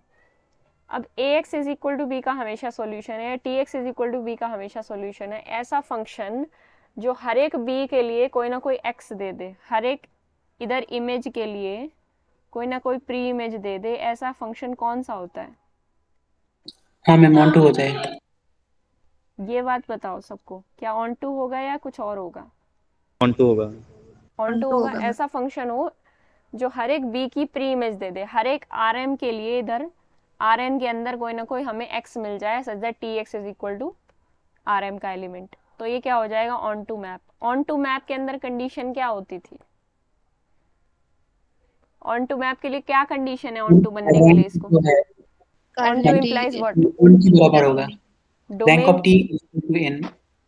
डोमेन का dimension less greater than equal to greater than equal to codomain का डायमेंशन, कोडोमेन का dimension. Dimension of codomain, domain का डायमेंशन यहाँ पे n है, कोडोमेन का डायमेंशन यहाँ पे m है, तो n is greater than equal to m। तो फर्स्ट ऑप्शन में क्या बोला हुआ है, n must be greater than और इक्वल टू m, तो ये फर्स्ट ऑप्शन ठीक हो गया, क्योंकि इन्होंने भी वही बात बोल रखी है जो अभी हमने प्रूव की। ठीक है, यस मैम। ऑन टू से सबसे आसान होता है समझना, एक मैं हाँ जो मैम। इसमें तरीका लगाती थी पहले, चलो ऑन टू से मुझे भी ज़्यादा पसंद आया, कि आप ए के अंदर कॉलम्स ऐड कर रहे हो, एक ए एक मैट्रिक्स है जिसके अंदर नंबर ऑफ कॉलम्स हैं, यहाँ पे मैट्रिक्स का साइज है m क्रॉस n, ए के अंदर n कॉलम्स पड़े हुए हैं, आप उसके अंदर कोई भी दुनिया का कॉलम लाके ऐड कर दो, वो इसके number of linearly independent columns change नहीं हो रहे हैं। मतलब रैंक किस पे डिपेंडेंट है, अगर रैंक मतलब अगर मैट्रिक्स ऐसी होती 2 क्रॉस 3, और एक और केस लेते हैं 3 क्रॉस 2, अगर 2 क्रॉस 3 मैट्रिक्स होती तो मैं इसके अंदर कॉलम्स ऐड करती, हाँ इसके अंदर कॉलम ऐड करते तो क्या बन जाता मैट्रिक्स का साइज, इसकी रैंक अगर 2 होती, ठीक है ठीक है ठीक है, पहले 3 क्रॉस 2 का एग्जांपल बताती हूँ ताकि आपको समझ में आए। 3 क्रॉस 2 अगर मैट्रिक्स होती, मान लो इस मैट्रिक्स की रैंक क्या होती, 2 होती। ठीक है, अब आप यहाँ पे ए मैट्रिक्स लिखते और उसमें ला के एक और कॉलम ऐड करते बी, तो मैट्रिक्स की रैंक तो 2 थी, मतलब रैंक 2 होने का क्या मतलब, उसकी कॉलम रैंक और उसकी रो रैंक सेम होती। उस मैट्रिक्स की कॉलम रैंक 2 थी, मैंने उसमें एक और कॉलम ऐड कर दिया, क्या उस मैट्रिक्स के पास पॉसिबिलिटी है कि उसके साथ एक लीनियरली इंडिपेंडेंट कॉलम जोड़ा जा सके, क्यों, मैं कह रही हूँ है पॉसिबिलिटी। ऐसा क्यों बोला गया, ऐसा इसलिए बोल रही हूँ मैं, क्योंकि जब मैं ए ऑगमेंटेड बी का साइज देखूंगी तो पहले तो 3x2 मैट्रिक्स थी। अब ए ऑगमेंटेड बी होने के बाद एक कॉलम बढ़ गया, तो अब ए ऑगमेंटेड बी का साइज क्या बन गया? 3x3। अभी जो साइज बढ़ा, इसके बाद क्या होगा? पहले तो 2 एल आई कॉलम्स थे, अब 3 एल आई कॉलम्स होने के चांस बढ़ जाएंगे। मतलब कोई ना कोई बी आपको मिल ही जाएगा such that 3 L I columns हो जाए। मतलब अगर हाँ मैम, 2 एल मैं आई कॉलम्स पड़े हैं तो उसमें एक एल आई कॉलम ला के, कोई भी दुनिया का कॉलम ला के जोड़ा जा सकता है जो उससे एल आई हो। ठीक है, ये एकदम बिल्कुल जनरल तरीका है समझने का। ऑन टू से समझो, समझना आपको ऑन टू सही है, मैं एक जनरल आइडिया दे रही हूँ जिसको यहाँ से भी क्लियर हो जाए। ठीक है, अब एक और, अब जो आपने जो एग्जांपल लिया था 3x2 था ना मैंने, उसमें हम एक ऐसा बस कॉलम ले आएंगे जो इन दोनों से लीनियरली इंडिपेंडेंट हो। तो क्या हो जाएगा? डिपेंडेंट ले लिया था। हाँ, हमने डिपेंडेंट लिया था, वो उसके जो आपने लिया था उसके लिए तो सेटिस्फाई हो रहा था, लेकिन हमेशा नहीं। अब मान लो मैट्रिक्स अगर 2x3 होती, मैट्रिक्स अगर 2x3 होती, जैसा कि इन्होंने क्वेश्चन में बोल रखा है कि 2x3 जैसी होगी या 3x3 होगी, मतलब ये जो इधर वाला है रोज है वो हमेशा कॉलम से छोटी या बराबर होंगी। अगर कॉलम से छोटी या बराबर का मैं एक केस लेके चलती हूँ, ऐसा होता, तो आप जब इसमें ए ऑगमेंटेड बी बनाते तो क्या होता? 2x4 हो जाती मैट्रिक्स। मान लो मैट्रिक्स का रैंक 1 होता या 2 भी हो सकता था। अगर मैट्रिक्स की रैंक 2 होती तो 2x4 होने के बाद मैट्रिक्स की रैंक क्या बनती? 2 से भी छोटी और 4 से भी छोटी, तो मैट्रिक्स की रैंक अभी भी 2 ही रहनी थी। अगर रैंक 1 होती, मतलब इसमें number of linearly independent columns 2 थे, तो अभी 2 ही हो सकते हैं मैक्स टू मैक्स, और उसके बाद भी 2 ही हो सकते हैं। ठीक है, तो मतलब यहाँ पे अगर हम ए ऑगमेंटेड भी करते तो मैट्रिक्स की रैंक 2 से ज़्यादा नहीं हो सकती थी। ठीक है, और ये कह रहे हैं कि रैंक ऑफ ए हमेशा rank of A augmented B के बराबर आ रही है, तो इस केस में ये आएगी। ठीक है, ये तरीका नहीं भी क्लियर हुआ तो भी हमारे पास ऑन टू वाला तरीका है जो ज़्यादा फुल प्रूफ है। ठीक है, ये एक मेरा सोचने का तरीका था जो मैंने बताया आपको, तो आप लोग भी ऐसे सोच के देख सकते हो। बाकी ऑन टू वाला तरीका अच्छे से क्लियर होना चाहिए। ठीक है, बी हाँ ऑप्शन पे मैम, आते हैं। हम्म मैम बी के लिए मेरा ये जो एग्जांपल वो कम कर जाएगा। If the equation admits a unique solution for some B, इसके लिए यूनिक आ रहा था। हाँ, डिपेंडेंट लिया था ना आपने, मिनट क्या लिया था आपने एग्जांपल में? मैम यही जो अब मैंने बोला। हाँ, याद दिलाओ मुझे, मिट गया ना थोड़ा सा।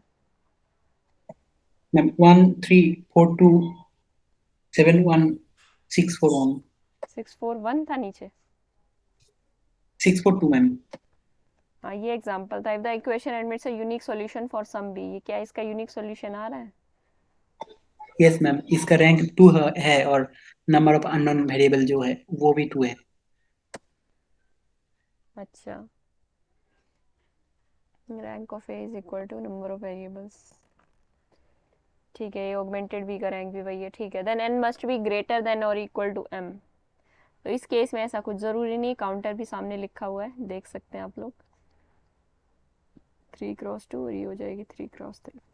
ठीक है, ये बी के लिए काउंटर चल जाएगा, तो ऐसा कोई ज़रूरी नहीं है। If the equation admits two distinct solution then m must be greater than और इक्वल टू n। पहले तो इन्होंने बोल रखा है कि equation admits two distinct solution, इसका क्या मतलब है? मतलब इनफाइनाइट सॉल्यूशन आएगा। इनफाइनाइट सॉल्यूशन आएंगे। दो सॉल्यूशन का तो कोई कंसेप्ट ही नहीं होता, या तो दो लाइन इंटरसेक्ट करती है, मैंने बताया था, या दो लाइन पैरेलल होती हैं। क्योंकि इस सिस्टम ऑफ लीनियर इक्वेशंस को सॉल्व कर रहे हो, इसलिए हम लाइंस के सॉल्यूशन देखते हैं। या तो दो लाइन इंटरसेक्ट करेंगी किसी पॉइंट पे, या पैरेलल होंगी, या क्या होंगी, और क्या होता है तीसरा? ओवरलैप कर जाता है। ओवरलैप कर जाएंगी। तो ओवरलैप ही करेंगे, अगर एक पॉइंट पे छू गई तो एक ही पॉइंट पे छूएंगी, दो पॉइंट पे छू गई तो ओवरलैप कर जाएंगी। तो दिस इज ये वाला केस की बात हो रही है। टू डिस्टिंक्ट सॉल्यूशन मतलब infinite solution. Then m must be greater than और इक्वल टू n, मतलब m must be greater than और इक्वल टू n। इन्होंने मैम बोला है इसका रैंक ऑफ ए, देखिए, हाँ, rank of A augmented V के बराबर है और ये लेस देन एन है।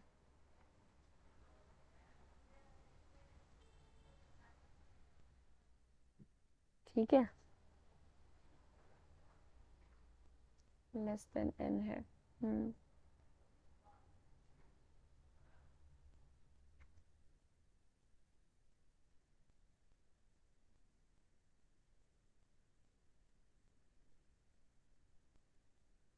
ऐसी वो ले लो, 3x2 मैट्रिक्स ले लो जिसकी रैंक 2 आ रही हो।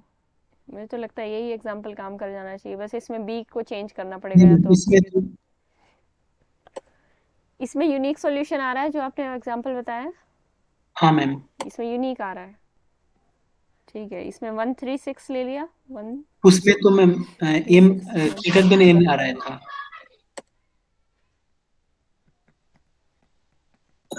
यहाँ पे तो इसको डिस्प्रूव करना है, यहाँ पे तो एन ग्रेटर देन एम आना चाहिए था।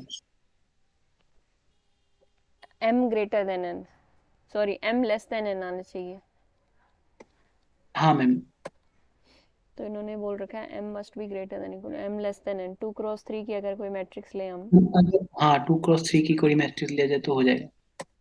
ये 1x2 मैट्रिक्स लें और उसके इनफाइनाइट सॉल्यूशन लें, मतलब number of rows 1, number of columns 2। तो एक इक्वेशन, दो वेरिएबल ना, x plus Y is equal to 2, ये हो गया सिस्टम, 1x2 सिस्टम। इसके कितने सॉल्यूशन है? इनफाइनाइट सॉल्यूशन है। 1x2 किसके मैम? सिस्टम, ये सिस्टम, बस ये सिस्टम है, इतना ही है सिस्टम। हाँ मैम, 1 1 ऑगमेंटेड 2, ठीक है, मैट्रिक्स का साइज है 1x2। तो m लेस देन n वाला केस लिया है, मतलब मैंने जो अपना सिस्टम लिया है उसमें m लेस देन n है। ये कह रहे हैं m must be greater than और इक्वल टू n। और देखो मेरे सिस्टम के पास इनफाइनाइट सॉल्यूशन है, x plus Y is equal to 2। Solution दिखा भी सकती हूँ मैं ग्राफ से, वैसे दिखाने की भी ज़रूरत नहीं है मुझे। x plus Y is equal to 2 line लगा दोगे, वहाँ से भी समझ में आ जाएगा। और यहाँ से देख रहे हो कि x को कुछ लेट करोगे उसके अकॉर्डिंग y की कुछ वैल्यू आएगी, है ना। दो वेरिएबल्स हैं, x को 1 लेट करोगे y की वैल्यू 1 आ जाएगी, x को 2 लेट करोगे y 0 आ जाएगा। तो इस हिसाब से इनफाइनाइट सॉल्यूशन बनते चले जाएंगे, पूरी लाइन बन जाएगी वो वाली, x plus Y is equal to 2। समझ में आ रहा है कि नहीं? बहुत सिंपल सा एग्जांपल है। Yes ma'am. Yes ma'am. काढ़ा रखा रखा ठंडा हो गया, भूल ही गई। ठीक है, अच्छा इसमें ये भी रहता है D option, if for all be the equation one admits a solution that is unique then n must be greater than equal to m। admits a solution भी बोल रखा है और unique भी बोल रखा है। हाँ मैम, इस केस में 1 1 होगा क्या?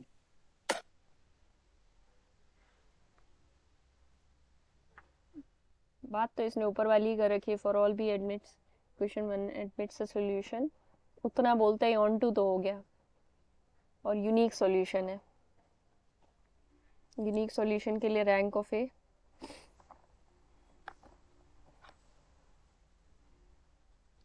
rank of A is equal to rank of A augmented B is equal to number of columns।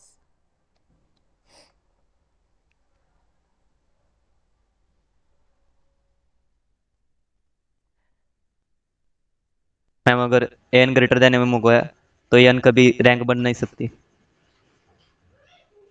अच्छा, n इक्वल टू m लिखा, मैं इसको n greater than equal to m पढ़ रही हूँ। हाँ, क्या कह रहे हो न्यानेश?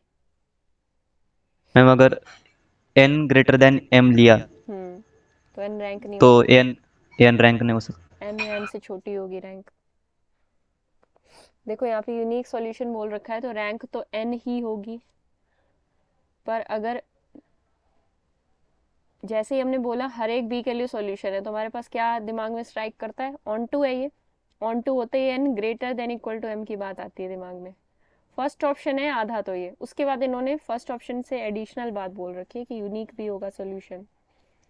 अब यूनिक होगा तो ये कंडीशन सेटिस्फाई होगी। स्टेप वाइज इसको लिख लो, जो कंप्लीट स्टेप वाइज लिख रहा है वो भेज देना बाकी सबको। तो अगर ये rank of A augmented B n के बराबर होगा और n ग्रेटर देन m हो गया, n ग्रेटर देन m हो गया, तो rank of A is equal to n बोलना तो गलत हो जाएगा ना, क्योंकि रैंक तो less than equal to m आ जाएगी इस वाली बात से, और यहाँ से बोल रहे हो आपकी रैंक n होगी, मतलब स्ट्रिक्टली लेस देन n आ जाएगी रैंक यहाँ से। समझ में आ रहा है? जगह के अभाव में लिख रही हूँ मैं।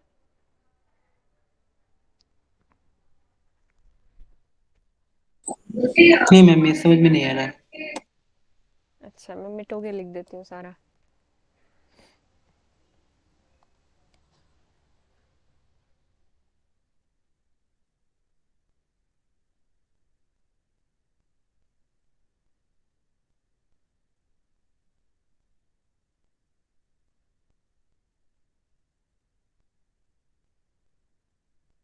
ऑप्शन डी में बोला गया है if for all be the equation one admits a solution. बस इतना पढ़ो, इतना पढ़ते ही क्या आता है दिमाग में? Option A. उसमें भी क्या रखा था? हर एक बी के लिए सॉल्यूशन है। हर एक बी के लिए सॉल्यूशन है तो इसका मतलब है रैंक ऑफ ए हमेशा rank of A augmented B के बराबर होगी। यहाँ से हमारा क्या निकल के आया था कि सिस्टम ऑन टू होगा, ट्रांसफॉर्मेशन ऑन टू होगी, ट्रांसफॉर्मेशन ऑन टू होगी। ट्रांसफॉर्मेशन कौन सी डायमेंशन से कौन सी डायमेंशन तक थी?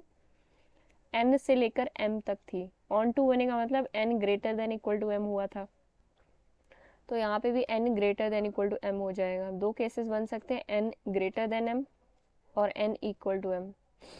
Suppose n is greater than m, तो यहाँ से क्या निकल के आएगा? m लेस देन n इनफाइनाइटली हो मेनी जाएगा। सॉल्यूशन।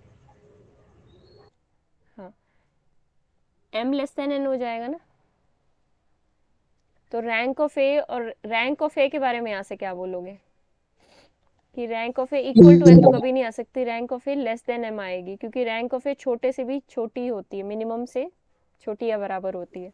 इक्वल टू ही तो हो सकते हैं। Less than equal to m, strictly less than n। ठीक है, तो अब यहाँ से आप बोल रहे हो rank of A strictly less than n आएगी, तो यहाँ पे भी आप लिख दोगे rank of A is equal to rank of A augmented B is less strictly less than n। तो यहाँ से क्या निकल के आएगा आपके पास? यहाँ से निकल के आएगा कि सॉल्यूशन कितने होंगे? इनफाइनाइट होंगे। पर ब्रैकेट के बाहर जाके अगर मैं बात करूँ, इन्होंने बोल रखा है सॉल्यूशंस तो एग्जिस्ट करते हैं पर यूनिक सॉल्यूशन एग्जिस्ट करता है।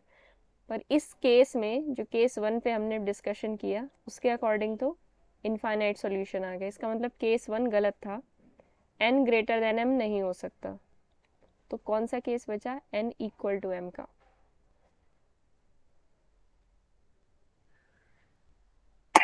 यस मैम, समझ में आ गया। बाकी सबको आया?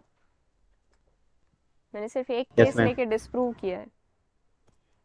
एकता और निर्माल्या? यस मैम, आ गया।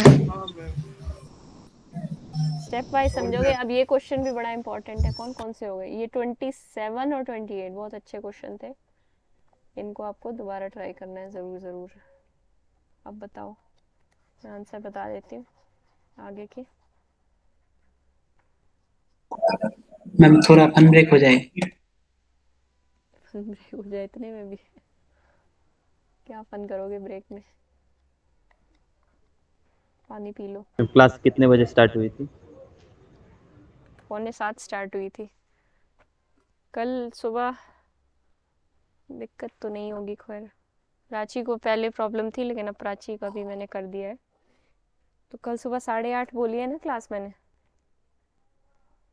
हाँ मैम, जब चाहो ले लो बात, कोई प्रॉब्लम।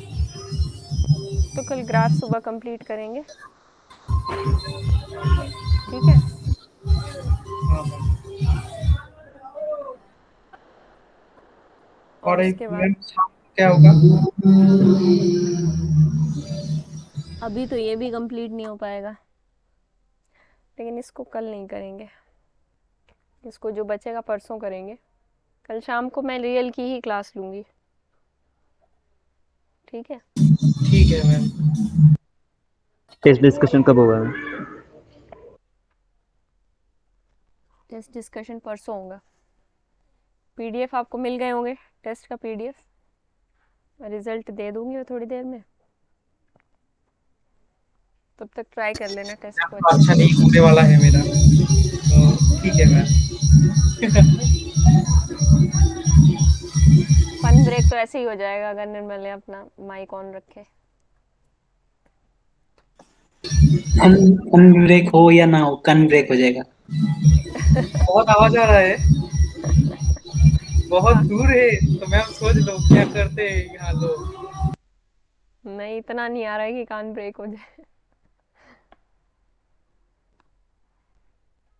मेरा जो रूम है मैम वो काम रहा है मैम, इतना अच्छा, साफ सुथरा था वो, मतलब तो मैंने क्या, कुछ नहीं हो रहा। नहीं मैम, तो मतलब कल से रुका हुआ है, कल रात से। क्यों? नहीं तो हम जो पारा में बैठ बसवास करते हैं ना हाँ, मैम, उस पारा में कोई मतलब कोई दुर्घटना नहीं होता है। लेकिन जो भी कुछ गाँव में अनुष्ठान होता है, हाँ, हमारा पारा में बॉक्स मतलब डीजे आएगा ही। एक ही मकसद है कि डीजे के साथ साथ नाचूंगा शराब पी के, वही मकसद है। इसके लिए पूजा आए ना आए, डीजे आएगा। लोगों को एंजॉय करने का आना चाहिए होता है।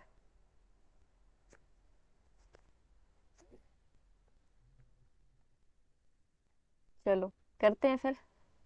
हाँ मैम, हाँ। बहुत देर हो गया, इतना भी सारा दिक्कत। 4.2 तो बड़ी लंबी है और 4.3 भी बहुत लंबी है। 1 और 4 छोटी हैं। मैम एक दिन में शेष होने वाला नहीं है। हाँ, ये एक दिन वाला नहीं है। फर्स्ट का ये मैम आधी हो आज जाए तो भी कितने देर तक पढ़ाओगे मैम? कितने, देर तक पढ़ाओगे? जब तक जिंदा रहेंगे। मतलब मतलब मैंने ये सोचा था कि जब तक मैं ठीक रहूंगी पढ़ा दूंगी। 8:30 तक तो पढ़ाऊंगी। 8:45 ज़्यादा से ठीक है मैम। ज़्यादा, 8:45 के बाद नहीं। 8:30 तक ही पढ़ा दूंगा। चलो देखते हैं। थर्ड का सी,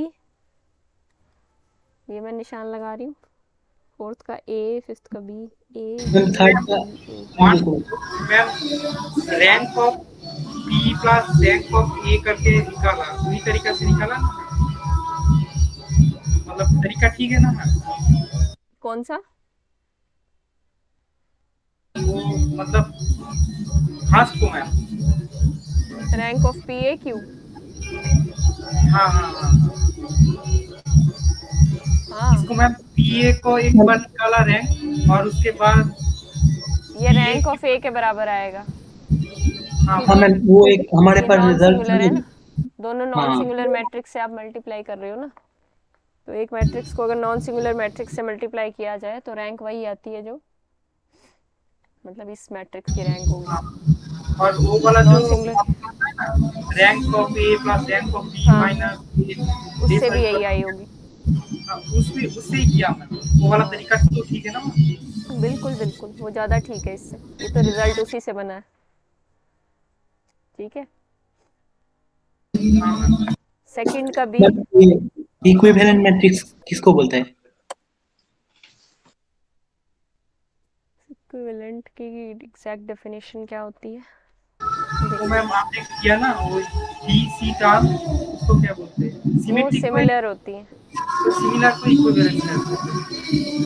सिमिलर इक्विवेलेंट नहीं होती। बताती हूँ। थर्ड क्वेश्चन देखो, फोर्थ देखो, फिफ्थ देखो, बताती हूँ। एक बार देखा है, मतलब डेफिनेशन पढ़ा था, मतलब रैंक को, मतलब रैंक रैंक को सेम होना चाहिए और साइज को सेम होना चाहिए, तब उसको इक्वल है, इक्विवेलेंट कहेंगे। रैंक और साइज।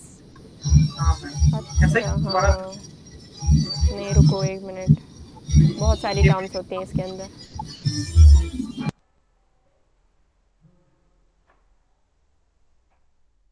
बता रही हूँ, एक second. whose dimension are same corresponding elements within है, क्या लिखा हुआ है?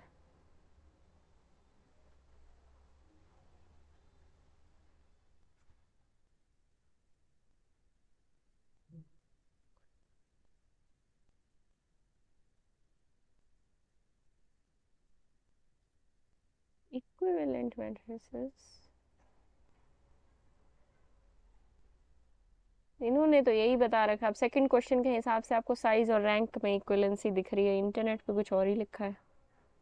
हाँ मैम, इंटरनेट में मैंने भी देखा था। सेम डायमेंशन दो सेम इक्वल एलिमेंट्स, वो तो इसको। इक्वल हो जाएंगी इनके हिसाब से, साइज और रैंक। अच्छा ये बात फिर मुझे याद दिलाना, मैं बुक में देख के बताऊंगी। बुक में खैर यही लिखा होगा इस वाली में, तो इसको कहीं और देखेंगे मैम वैसे। हाँ मैं बताऊं इक्विवेलेंट मैट्रिक्स की डेफिनेशन? हाँ बताओ। Two matrices A and B are equivalent if one can be obtained from other by applying in successive a finite number of elementary operations. अच्छा एलिमेंट्री ऑपरेशन से अगर ऑब्टेन की जा सके। हाँ मैम, तो दोनों का रैंक भी तो सेम है।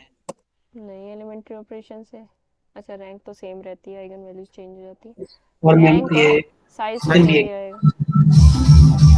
मतलब एक को दूसरे से एलिमेंट्री ऑपरेशन से ऑब्टेन किया जाए, obtained by. Finite element operation. हम्म तो ठीक बता है दिया फिर। एक बार, तो पता ही था। ठीक है ठीक है फिर, सेकंड हो गया। यस मैम, थर्ड भी हो गया, फोर्थ का ही आया। देखा जैसे ही माइक ऑन होता है ऐसा लगता है शादी में आ गया क्लास से उठ के। थर्ड का ए, थर्ड का सी, सेकंड का बी, बताते जाओ। फोर्थ का ए, फिफ्थ का बी, सिक्स्थ का बी, सेवन्थ का ए। सेवन का ए, एट का ए, नाइन का मैम फाइव एक बार दिखाना। हम्म मैम फाइव का। बता देना जहाँ जहाँ दिक्कत है। इक्विवेलेंट आया फिर से इसमें फिफ्थ में ना, अब इसको करके देखना एलिमेंट्री ऑपरेशन लगा के। मैम सेकंड का क्या था आंसर? सेकंड का B, second option B. Ma'am इसका मतलब A equivalent to I three, मतलब ए को सम एलिमेंट्री ऑपरेशन लगा कर मैम उसके बाद आई थ्री आएगा क्या? हाँ आई थ्री लाया जा सकता है।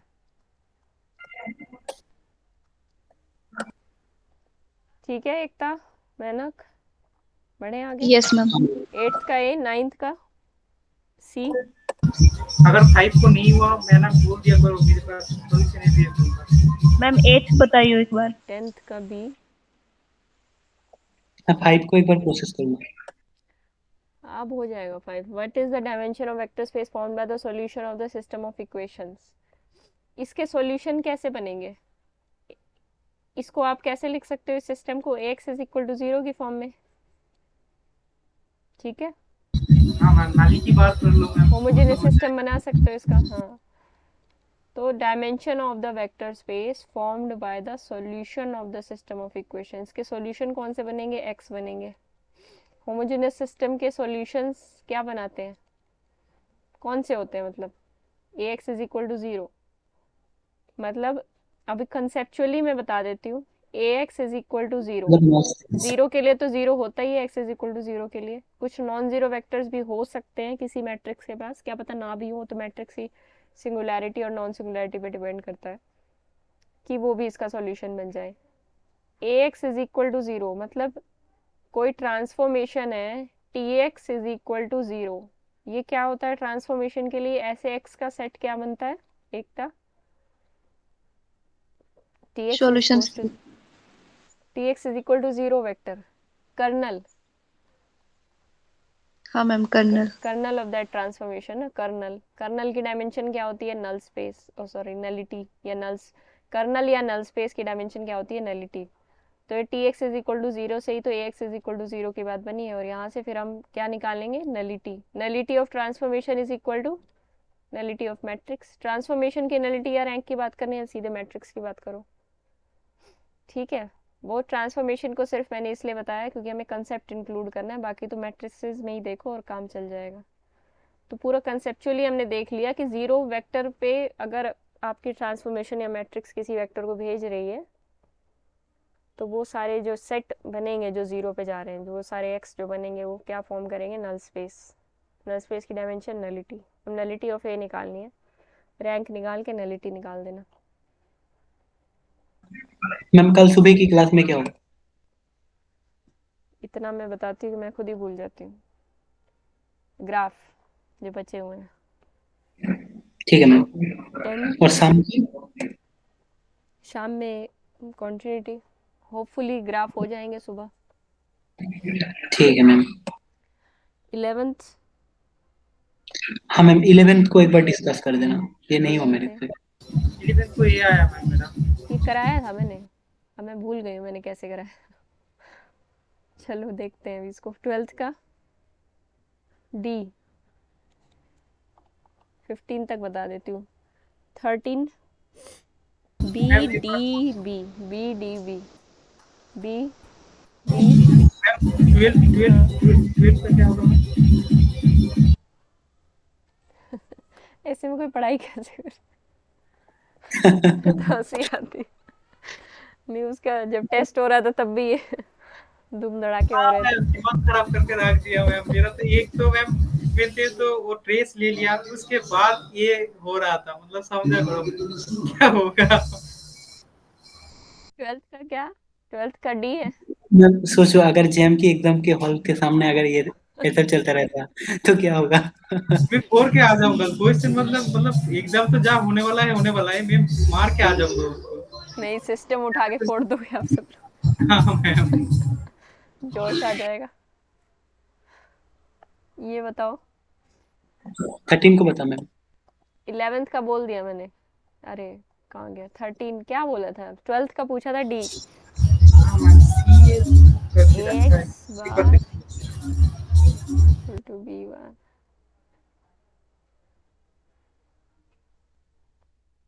हाँ ये तभी होता है ना, if and only V belongs to column space of A. जाके नोट्स में देख लेना, मैंने वो हाँ हाँ मैम, कंप्लीट मैं प्रूफ देख लिखना लूंगा। पड़ेगा ना, इसका बहुत अच्छे से प्रूफ किया था हमने। ठीक है। 12 13 कौन सा पूछ रहे हो आप, जल्दी बताओ। 12th के बाद 14। 14 14 में तो क्या है? ए भी एक मैट्रिक्स है, डिटर्मिनेंट ऑफ आंसर, है मैंने सिर्फ आंसर पूछ रहा था। डी। मैम 15 को पता था। इनके काउंटर मैम सोचना, ए और बी के। 12 का एक बार दिखाना। ए और बी के काउंटर सोचने हैं 14 के। 12th ये है, 12th का डी है। हाँ मैम ठीक है। अगर ये आंसर की मैंने शेयर कर दी होती, मुझे याद दिलाते, तो हमारा ये आंसर लिखने का टाइम बच जाता। 16 का B C B C, B C B C, B C. Ma'am 15 का बता दो मैम। A has मतलब eigenvalues of k is है, when A has eigenvalues of k। अच्छा, इसकी आइगन वैल्यू क्या आएंगी? a माइनस एक्स का whole square plus B square is equal to 0। ऐसा ही आया मैम इसके बाद में। a when A has eigenvalues of k, a square plus X square minus 2ax प्लस B square, X square minus 2ax प्लस a square plus B square. ये एक quadratic बन गई है। यहाँ से आपको हाँ ठीक है मैम, एक वो बार डिस्क्रिमिनेंट निकाल के देखना, देख लो ओके आना तो मैम। चाहिए डिस्क्रिमिनेंट से। 4a square B square minus 4a square B square. हाँ हो जाएगा डिस्क्रिमिनेंट से। 4a स्क्वायर से 4a square cancel, minus 4b square बचेगा अंडर रूट में, लेस मतलब अंडर रूट में आपके पास वो बचे रहा है नेगेटिव, हाँ मैम समझ में आया। मतलब जो भी है वो कॉम्प्लेक्स दे देगा। ठीक है, मतलब B square minus 4ac less than 0 है इन शॉर्ट। आगे बताओ। 16 17 18 हाँ 19 मैम स्कूल अप करते जाना। 17 का 19 का। 17 नहीं हुआ था मैम। 19 का सी है। हाँ मैम। एक बार लिख रही हूँ, एक बार मैच करना यहाँ 30 तक।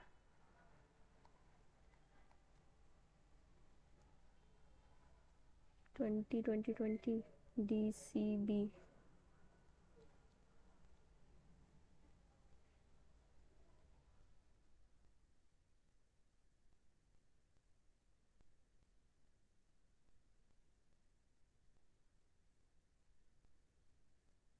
बताओ इसमें से किसमें किसका आंसर मैच नहीं कर रहा, उसको भी करते हैं।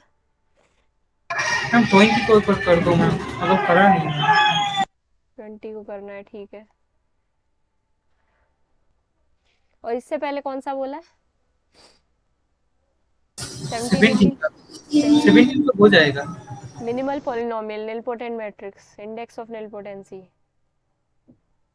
n बता रखा मैंने निलपोटेंट के लिए हाँ कंप्लीट मैम, कॉन्सेप्ट, ठीक है। पर मैम नोट में नहीं है मैम। नहीं नोट में है, मैंने कहा था इंडेक्स ऑफ निलपोटेंसी क्या होगा, x की पावर k।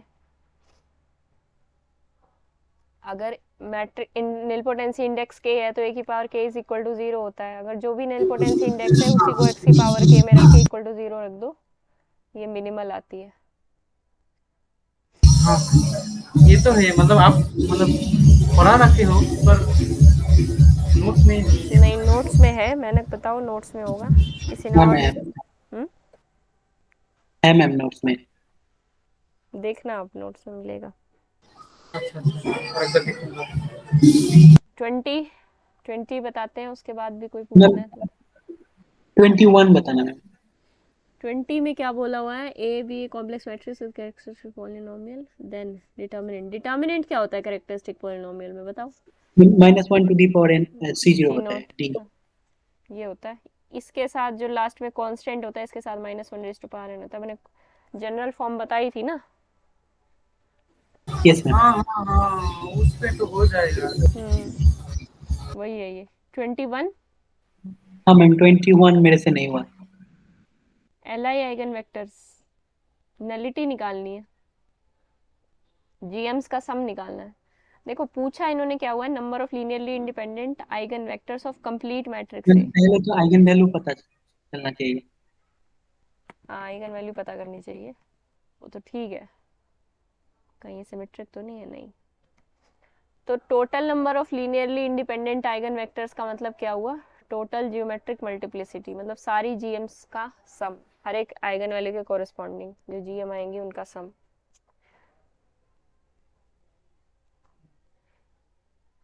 7 नहीं आ रही, अच्छा ठीक है।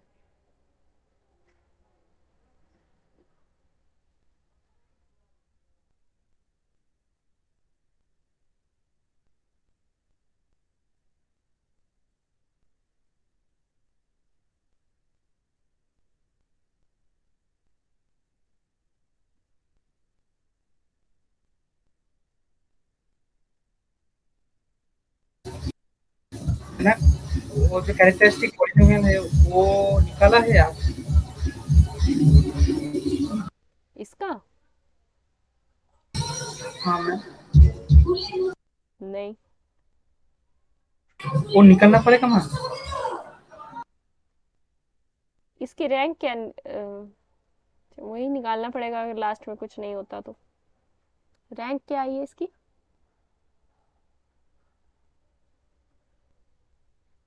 रैंक भी लग रहा है पूरी आएगी फुल।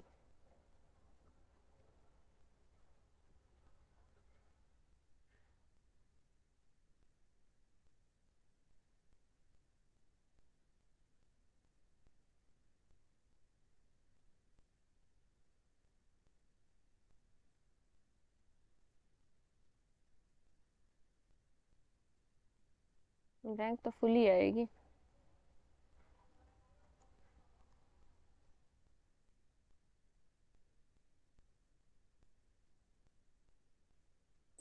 मैम आज सॉल्यूशन का जो पीडीएफ है वो शेयर कर देना, तो नेक्स्ट डे जब डिस्कशन होगा तब जल्दी जल्दी हो जाएगा। हाँ वो तो आज मैं कर ही दूंगी।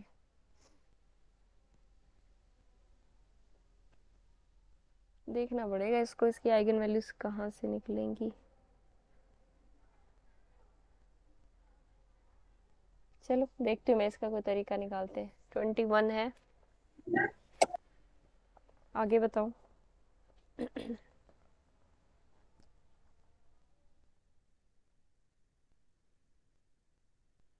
आंसर मैच हो गए यहाँ तक? Yes ma'am. ठीक है, 31 का ABC बोल रही हूँ, बहुत ध्यान से सुन लेना। ये सारे हो चुके हैं आपके ना? ठीक है। 31 का ABC, 32 का AC, 33 का ABD, 34 का ABC, 35 का ABC, 36 का ABC, 37 का AC, 38 का ACD, 39 का AC और 40 का ABC। यहाँ तक बताओ, 40 का है ABC, 30 से लेकर 40 तक। कैसे बोल गया मैम, धीरे से बोलो मैम। मैं टिक करती जाती हूँ। A31 का है, जाता है ABC। किसी को समझ में नहीं आया, मैंने इतनी जल्दी बोल दी। ये AC 31 हो गया मैम।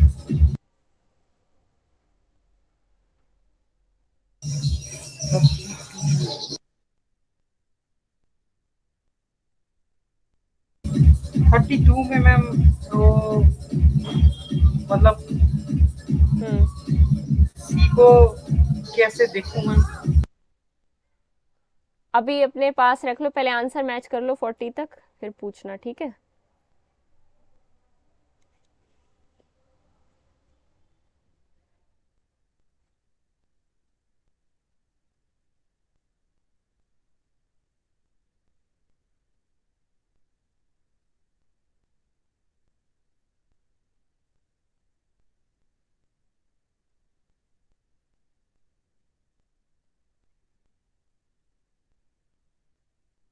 बताओ अब।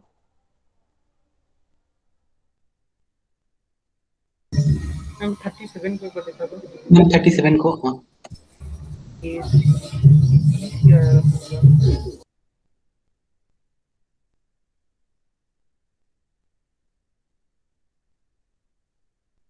37 हो तो गया ही होगा, इजी है। सिमिलर मैट्रिक्स का DC टर्म। आइगन वेक्टर अलग अलग हो सकते हैं और बी के सेम आइगन वैल्यू के रिस्पेक्ट में। ए के पास भी अगर आइगन वैल्यू लेमडा है, बी के पास भी लेमडा है, तो इसका आइगन वेक्टर हो सकता है AX is equal to lambda X, कोई एक्स हो सकता है, बी इसका और वाई सी हो है ना, सकता है, BY इज इक्वल टू, हाँ, बी और सी है ना ऑप्शन। AC। ये सी मतलब कैरेक्टरिस्टिक पॉलिनोमियल तो सेम होना पड़ेगा। हाँ, कैरेक्टरिस्टिक पॉलिनोमियल सेम ही होती है, आइगन डीसी वैल्यू टर्म में। सेम आएंगी। आइगन वैल्यूज, हाँ, उसमें DC में C भी तो है, और ऊपर से आइगन वैल्यूज भी सेम होती है, तो सेम ही आएगा। ठीक है। बताओ, यहाँ तक किसी को डाउट नहीं है क्या? कौन सा बोला था बीच में? 32 मैम ए और बी सिमेट्रिक होगा तो ए बी भी सिमेट्रिक होगा, बी ए भी सिमेट्रिक होगा और उनका नहीं, AB का सिमेट्रिक होना इस पे डिपेंड करता है कि BA अगर AB के इक्वल आ गया तो ये सिमेट्रिक हो जाएगा, नहीं आया तो नहीं आएगा, इन जनरल तो ट्रू मैम नहीं। तो कैसे करूँगा? BA is equal to AB in general true नहीं है, तो ऐसी मैट्रिसेस ढूंढ के लाओ A सिमेट्रिक हो, B सिमेट्रिक हो और AB is not equal to BA हो, तो यहाँ से आप प्रूव कर पाओगे कि AB इज नॉट सिमेट्रिक। नहीं मैम वो तो ठीक है मैम, हम्म। सी को कैसे मतलब प्रूव करूँ? C को यस मैम सी बस को। AB प्लस BA का डैश ले लो, ये क्या आएगा, AB dash plus BA dash, ठीक है। अच्छा मतलब डेफिनेशन से हो जाएगा। हम्म। ठीक ठीक ठीक ठीक हो B जाएगा हो डैश A जाएगा। Dash plus C dash B dash ऐसे हो जाएगा, ओपन करके ही हो जाएगा 2-4 स्टेप में बस। और बताओ, किसी को और कोई डाउट नहीं है? बहुत समझदार बच्चे हैं, अच्छा मैम 33 को देखो। इतने समझदार हो गए हैं कि खुद ही पढ़ लेंगे अब तो। 33, द हाँ number of ma'am linearly independent solution of the homogeneous मेरा डी सिस्टम। तो आ गया मैम, पर मैम बी कैसे आएगा? मतलब मैम अगर n को 2m की बराबर ले लो तब क्या b आएगा मैम? एक मिनट मैं पढ़ लूँ इसको।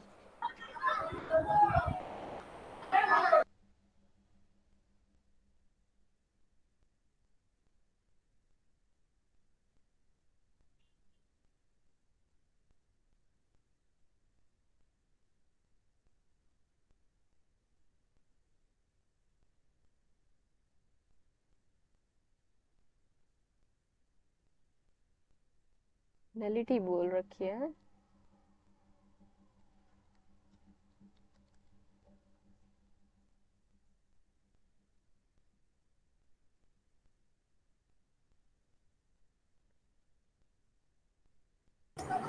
हाँ बोलो क्या नॉट, कह रहे हो। हम्म। अच्छा अच्छा, नॉट इक्वल टू कुछ रखा है, हम्म। मतलब सी तो होगा मैम। हम्म। ये मतलब तुम्हारा मतलब ए नहीं होगा, डी नहीं होगा, ये तो पक्का पक्की बात है। हम्म। पर बी, मतलब बी के ऊपर मैम कंडीशन लगेगा, बी इसलिए बी नहीं। बी क्या डिनोट कर रहा है? Rank of the matrix. उन्होंने नलिटी ऑफ द मैट्रिक्स पूछी हुई है, क्योंकि किस हाँ एल आई सॉल्यूशंस पूछे हैं ना, तो नलिटी हाँ ऑफ ए हाँ, पूछा हुआ है। और अच्छा एम अच्छा अच्छा एम एल आई रोज है, तो इसका मतलब rank of A is equal to M है। अच्छा अच्छा, मैं और कुछ लेके समझे बैठा था। ठीक ठीक ठीक ठीक है ma'am. Rank of a matrix की rank number of L I rows या number of L I columns के बराबर होती है। रो रैंक ऑफ 34 को एक बार बता दो मैम, नहीं हुआ। if A is a matrix 1 and 4 eigenvalues with corresponding eigenvector this, then M is not equal to। 34 ma'am, 36 नहीं। अच्छा, A B and B A both exist, then the correct statement। A B और B A similar होती है वैसे। मैं उसका proof कराना चाहती थी, पर मुझे खुद ही ध्यान में नहीं आता है क्या करूँ मैं। जिसका याद दिलाना, ए बी और बी ए पे मतलब एक 20 मिनट का लेक्चर हो सकता है ए बी और बी ए पे। ए बी और बी ए सिमिलर मैट्रिसेस होती हैं अगर वो सेम साइज की हो। नॉन सिंगुलर हो तब तो उनको सिमिलर प्रूव करना बहुत आसान है। अगर उसमें से एक मैट्रिक्स भी नॉन सिंगुलर है, let A is non singular, ठीक है, और दोनों का साइज हम क्या मान के चलते हैं, दोनों n क्रॉस n है, ए भी n क्रॉस n है, बी भी n क्रॉस n मैट्रिक्स है। ए बी एंड बी ए बहुत एग्जिस्ट से आप क्या समझते हो, पहले तो मुझे ये बताओ। ए बी और बी ए दोनों एग्जिस्ट करते हैं। मतलब मैम ए बी इक्वल मतलब ए एन क्रॉस एन होगा, बी भी एन क्रॉस एन ही होगा, क्योंकि स्क्वायर मैट्रिक्स बोल रखा है। A and B are square matrices, हाँ उनकी मल्टीप्लिकेशन जस्टिफाइड है और सेम साइज की हाँ, स्क्वायर मैट्रिस सेम साइज की स्क्वायर मैट्रिक्स है मैम। ये है। बात तक समझ में आ गई, उसके ए बी बाद एंड, वाला बात। लेकिन अगर सिर्फ इतना बोल दिया होता ए बी एंड बी ए बहुत एग्जिस्ट, तो ए ऐसी हो सकती थी, बी ऐसी हो सकती थी, ठीक है, M cross N N cross M हो सकती थी, तो ए बी का साइज 2 क्रॉस 2 होता, बी ए का साइज 3 क्रॉस 3 होता। लेकिन यहाँ पे स्क्वायर मैट्रिसेस बोल ही रखी हैं पहले से ही, तो ये स्क्वायर होंगी, तो इससे ए और हाँ बी स्क्वायर दोनों स्क्वायर होंगी, तो यहाँ से same size same square matrices होंगी, ठीक है। अब यहाँ पे एक और बात समझने की है कि मैं, अगर ए नॉन सिंगुलर है तो मैं ए बी को कैसे लिख सकती हूँ, ए बी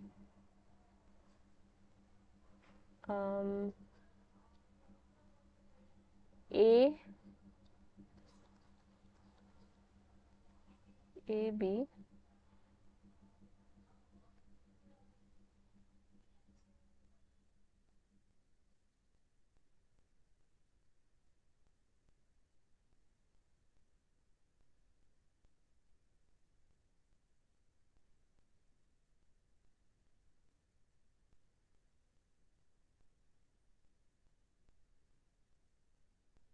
ठीक है। देखो ए बी को हम क्या लिख सकते हैं, ए बी मैट्रिक्स को इस तरीके से भी दिखाया जा सकता है, A B is equal to B A. अगर मैंने यहाँ पे लिखी तो मैं यहाँ क्या लिख सकती हूँ, ए ए इनवर्स। कोई दिक्कत तो नहीं आपको अगर मैंने ऐसे लिख दिया इसको? तो मैंने क्या किया, पर मैम ए बी आइडेंटिटी और मैट्रिक्स। बी ए को आप मतलब इक्वल कैसे ले लिया ये समझ में ऐसे नहीं ले आया। लिया, देखो।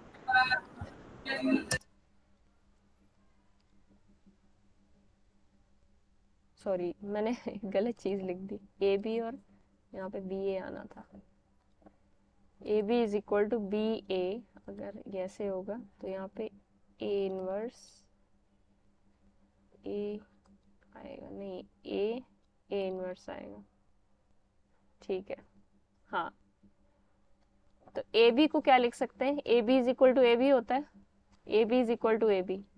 अब मैं क्या करती हूँ, ए इनवर्स से मल्टीप्लाई कर देती हूँ। अब तो कोई दिक्कत नहीं है, मैंने आइडेंटिटी मैट्रिक्स से मल्टीप्लाई किया है किसी मैट्रिक्स को, ठीक है। नहीं। तो अब क्या होगा यहाँ पे, मैट्रिक्स मल्टीप्लिकेशन एसोसिएटिव होती है, तो मैं इसको ऐसे लिख सकती हूँ, ए बी ए इनवर्स, ठीक है। ए और ए इनवर्स से ही क्यों मल्टीप्लाई किया, क्योंकि ये नॉन सिंगुलर थी। अब यहाँ पे एक नॉन सिंगुलर मैट्रिक्स है, यहाँ पे एक नॉन सिंगुलर मैट्रिक्स है, A B is equal to B A, इधर एक नॉन सिंगुलर मैट्रिक्स, इधर एक non singular matrix, so this implies A B is similar to B A, similar to B A. ठीक है। ए बी और B A similar आ जाएंगे। Similar आते ही eigen value same, determinant same, अच्छा डिटर्मिनेंट इज समझ। इक्वल टू और at least one eigen value of A B और बी ए जीरो।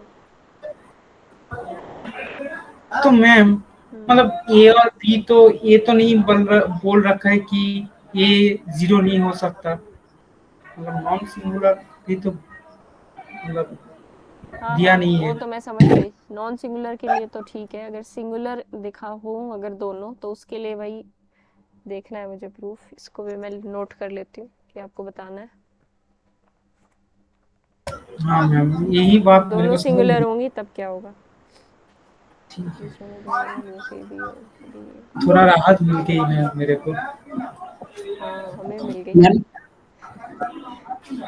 हाँ, मैंने बोलो। मैम यहाँ पे कहा गया कि ए बी और बी ए बोथ एग्जिस्ट, इसका मतलब मैम। इसका मतलब पूछ रहे हो, हाँ मैम। एक सेकंड रुको, मैं एक बार नोट कर रही हूँ। 40 तक मैं समझती हूँ आपके सारे क्वेश्चन हो गए हैं, है ना, यस मैम, इसको छोड़ के। बाकी काम करना। एक मिनट, हाँ। ए बी और बी ए बहुत एग्जिस्ट का मतलब है ए बी की जस्टिफिकेशन, ए बी की मैट्रिक्स मल्टीप्लिकेशन जस्टिफाइड है और बी ए की मैट्रिक्स मल्टीप्लिकेशन भी जस्टिफाइड है। यहाँ से आप प्रूफ करके भी देख सकते हो इसका। ए अगर एन क्रॉस एम मैट्रिक्स है, बी अगर पी क्रॉस क्यू मैट्रिक्स है, तो इसकी ए बी की मल्टीप्लिकेशन कब जस्टिफाइड होगी, if and only M is equal to E. P. और बी ए की मल्टीप्लिकेशन कब जस्टिफाइड एम होगी, is equal to. Q is equal to N, ठीक है। Yes ma'am. है ना, इसमें कोई डाउट नहीं होना चाहिए। तो अब मैं क्यू की जगह एन लिख देती हूँ और एम की जगह पी लिख देती हूँ, ठीक है। तो मैट्रिक्स का साइज इस टाइप से है, ये कहना चाहते हैं वो। ए बी और बी ए बहुत एग्जिस्ट का मतलब है ये एन क्रॉस पी है तो वो पी क्रॉस एन है, मतलब अगर ये ए क्रॉस बी साइज की है तो वो बी क्रॉस ए साइज की होगी, साइज उल्टा हो जाएगा बस। तो मैम यहाँ पे सिंगुलर नॉन सिंगुलर की बात कैसे हो रहा है? सिंगुलर क्योंकि ये नॉन सिंगुलर स्क्वायर की मैट्रिक्स बात, में रखा है। मैम स्क्वायर मैट्रिक्स तो नहीं है, मतलब ए स्क्वायर मैट्रिक्स तो जरूरी नहीं है कि ये स्क्वायर मैट्रिक्स हो। नहीं लिखा हुआ है ना आगे, लिखा ए हुआ है एंड बी ना। Are square matrices. अच्छा मैम, हाँ समझ में आया। वो सिंगुलर के लिए मैं बताऊंगी, अभी मैंने कंप्लीट प्रूफ नहीं बताया है, मैंने आपको एक हल्का सा आइडिया दिया है, वो मैं बताऊंगी, मुझे खुद भी देखना है। लेकिन जो मैंने बताया, अगर ए नॉन सिंगुलर होगी तो ये प्रोसेस लगा के आप दोनों को सिमिलर प्रूव कर सकते हो, अच्छा मैम। अगर एक भी मैट्रिक्स नॉन सिंगुलर हो गई। सिमिलरली अगर बी होती तो भी हम ये बात शो कर सकते थे इसी तरीके से, ए बी मतलब इनवर्स। ए और बी तो आ जाएगा, और वो एक आइगन वैल्यू उसका जीरो होगा, वो भी मतलब थोड़ा प्रॉब्लम कर देगा। हम्म, देखते हैं उसको, जीरो आइगन वैल्यू वाला इसको मैम देखते हैं। 36 पे ठीक है क्वेश्चन मैम। दिखा। 36 ए बी सी, ए बी सी है ना, ठीक है मैम, ए बी डी कर दिया है मैम, तो बी सी होगा। चेक कर लेना, कल भी कोई डाउट आए तो बताना। 40 तक हमारे हो चुके हैं, एक और हाँ क्लास में हो जाएंगे ये डिस्कस। ठीक है मैम, आंसर की अभी शेयर कर देती हूँ मैं। ठीक है मैम, आज यहीं पर हाँ हो। ठीक ठीक है। है, ठीक है, कल मिलते हैं। ठीक है मैम हाँ बोलो नानिश। मैम, वो जो नंबर ऑफ पहला आइगन वेक्टर्स वाला क्वेश्चन था ना, हम्म, उसमें एक आइगन वैल्यू 3 आ रही है मेरी। अच्छा आइगन वैल्यू कैसे निकाली? ऑब्जर्वेशन से। कौन सा वाला question? Observation in the sense मतलब कोई फॉर्मूला यूज करके? नहीं मैम, मैम 21। ऐसे 1 2 3 -1 -2 ऐसे पुट सब्स्टिट्यूट, मतलब सब्ट्रैक्ट करके देखा नलिटी जीरो आ रही है कि रैंक जीरो आ रही है, A-3 आएगी रैंक? डिटर्मिनेंट जीरो आ रही है क्या, वो देखा। हाँ A-3 क्या मैम? आएगा डिटर्मिनेंट? हाँ मतलब नंबर ऑफ डिपेंडेंट रोज मिल रही क्या, ये ढूंढ रहा था मैं।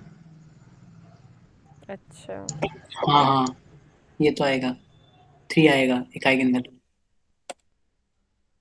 ठीक है, बाकी निकालने की ट्राई करना, इसको हम कल करते हैं क्लास में डिस्कस। बाकी तो कॉम्प्लेक्स आ जाएगी फिर।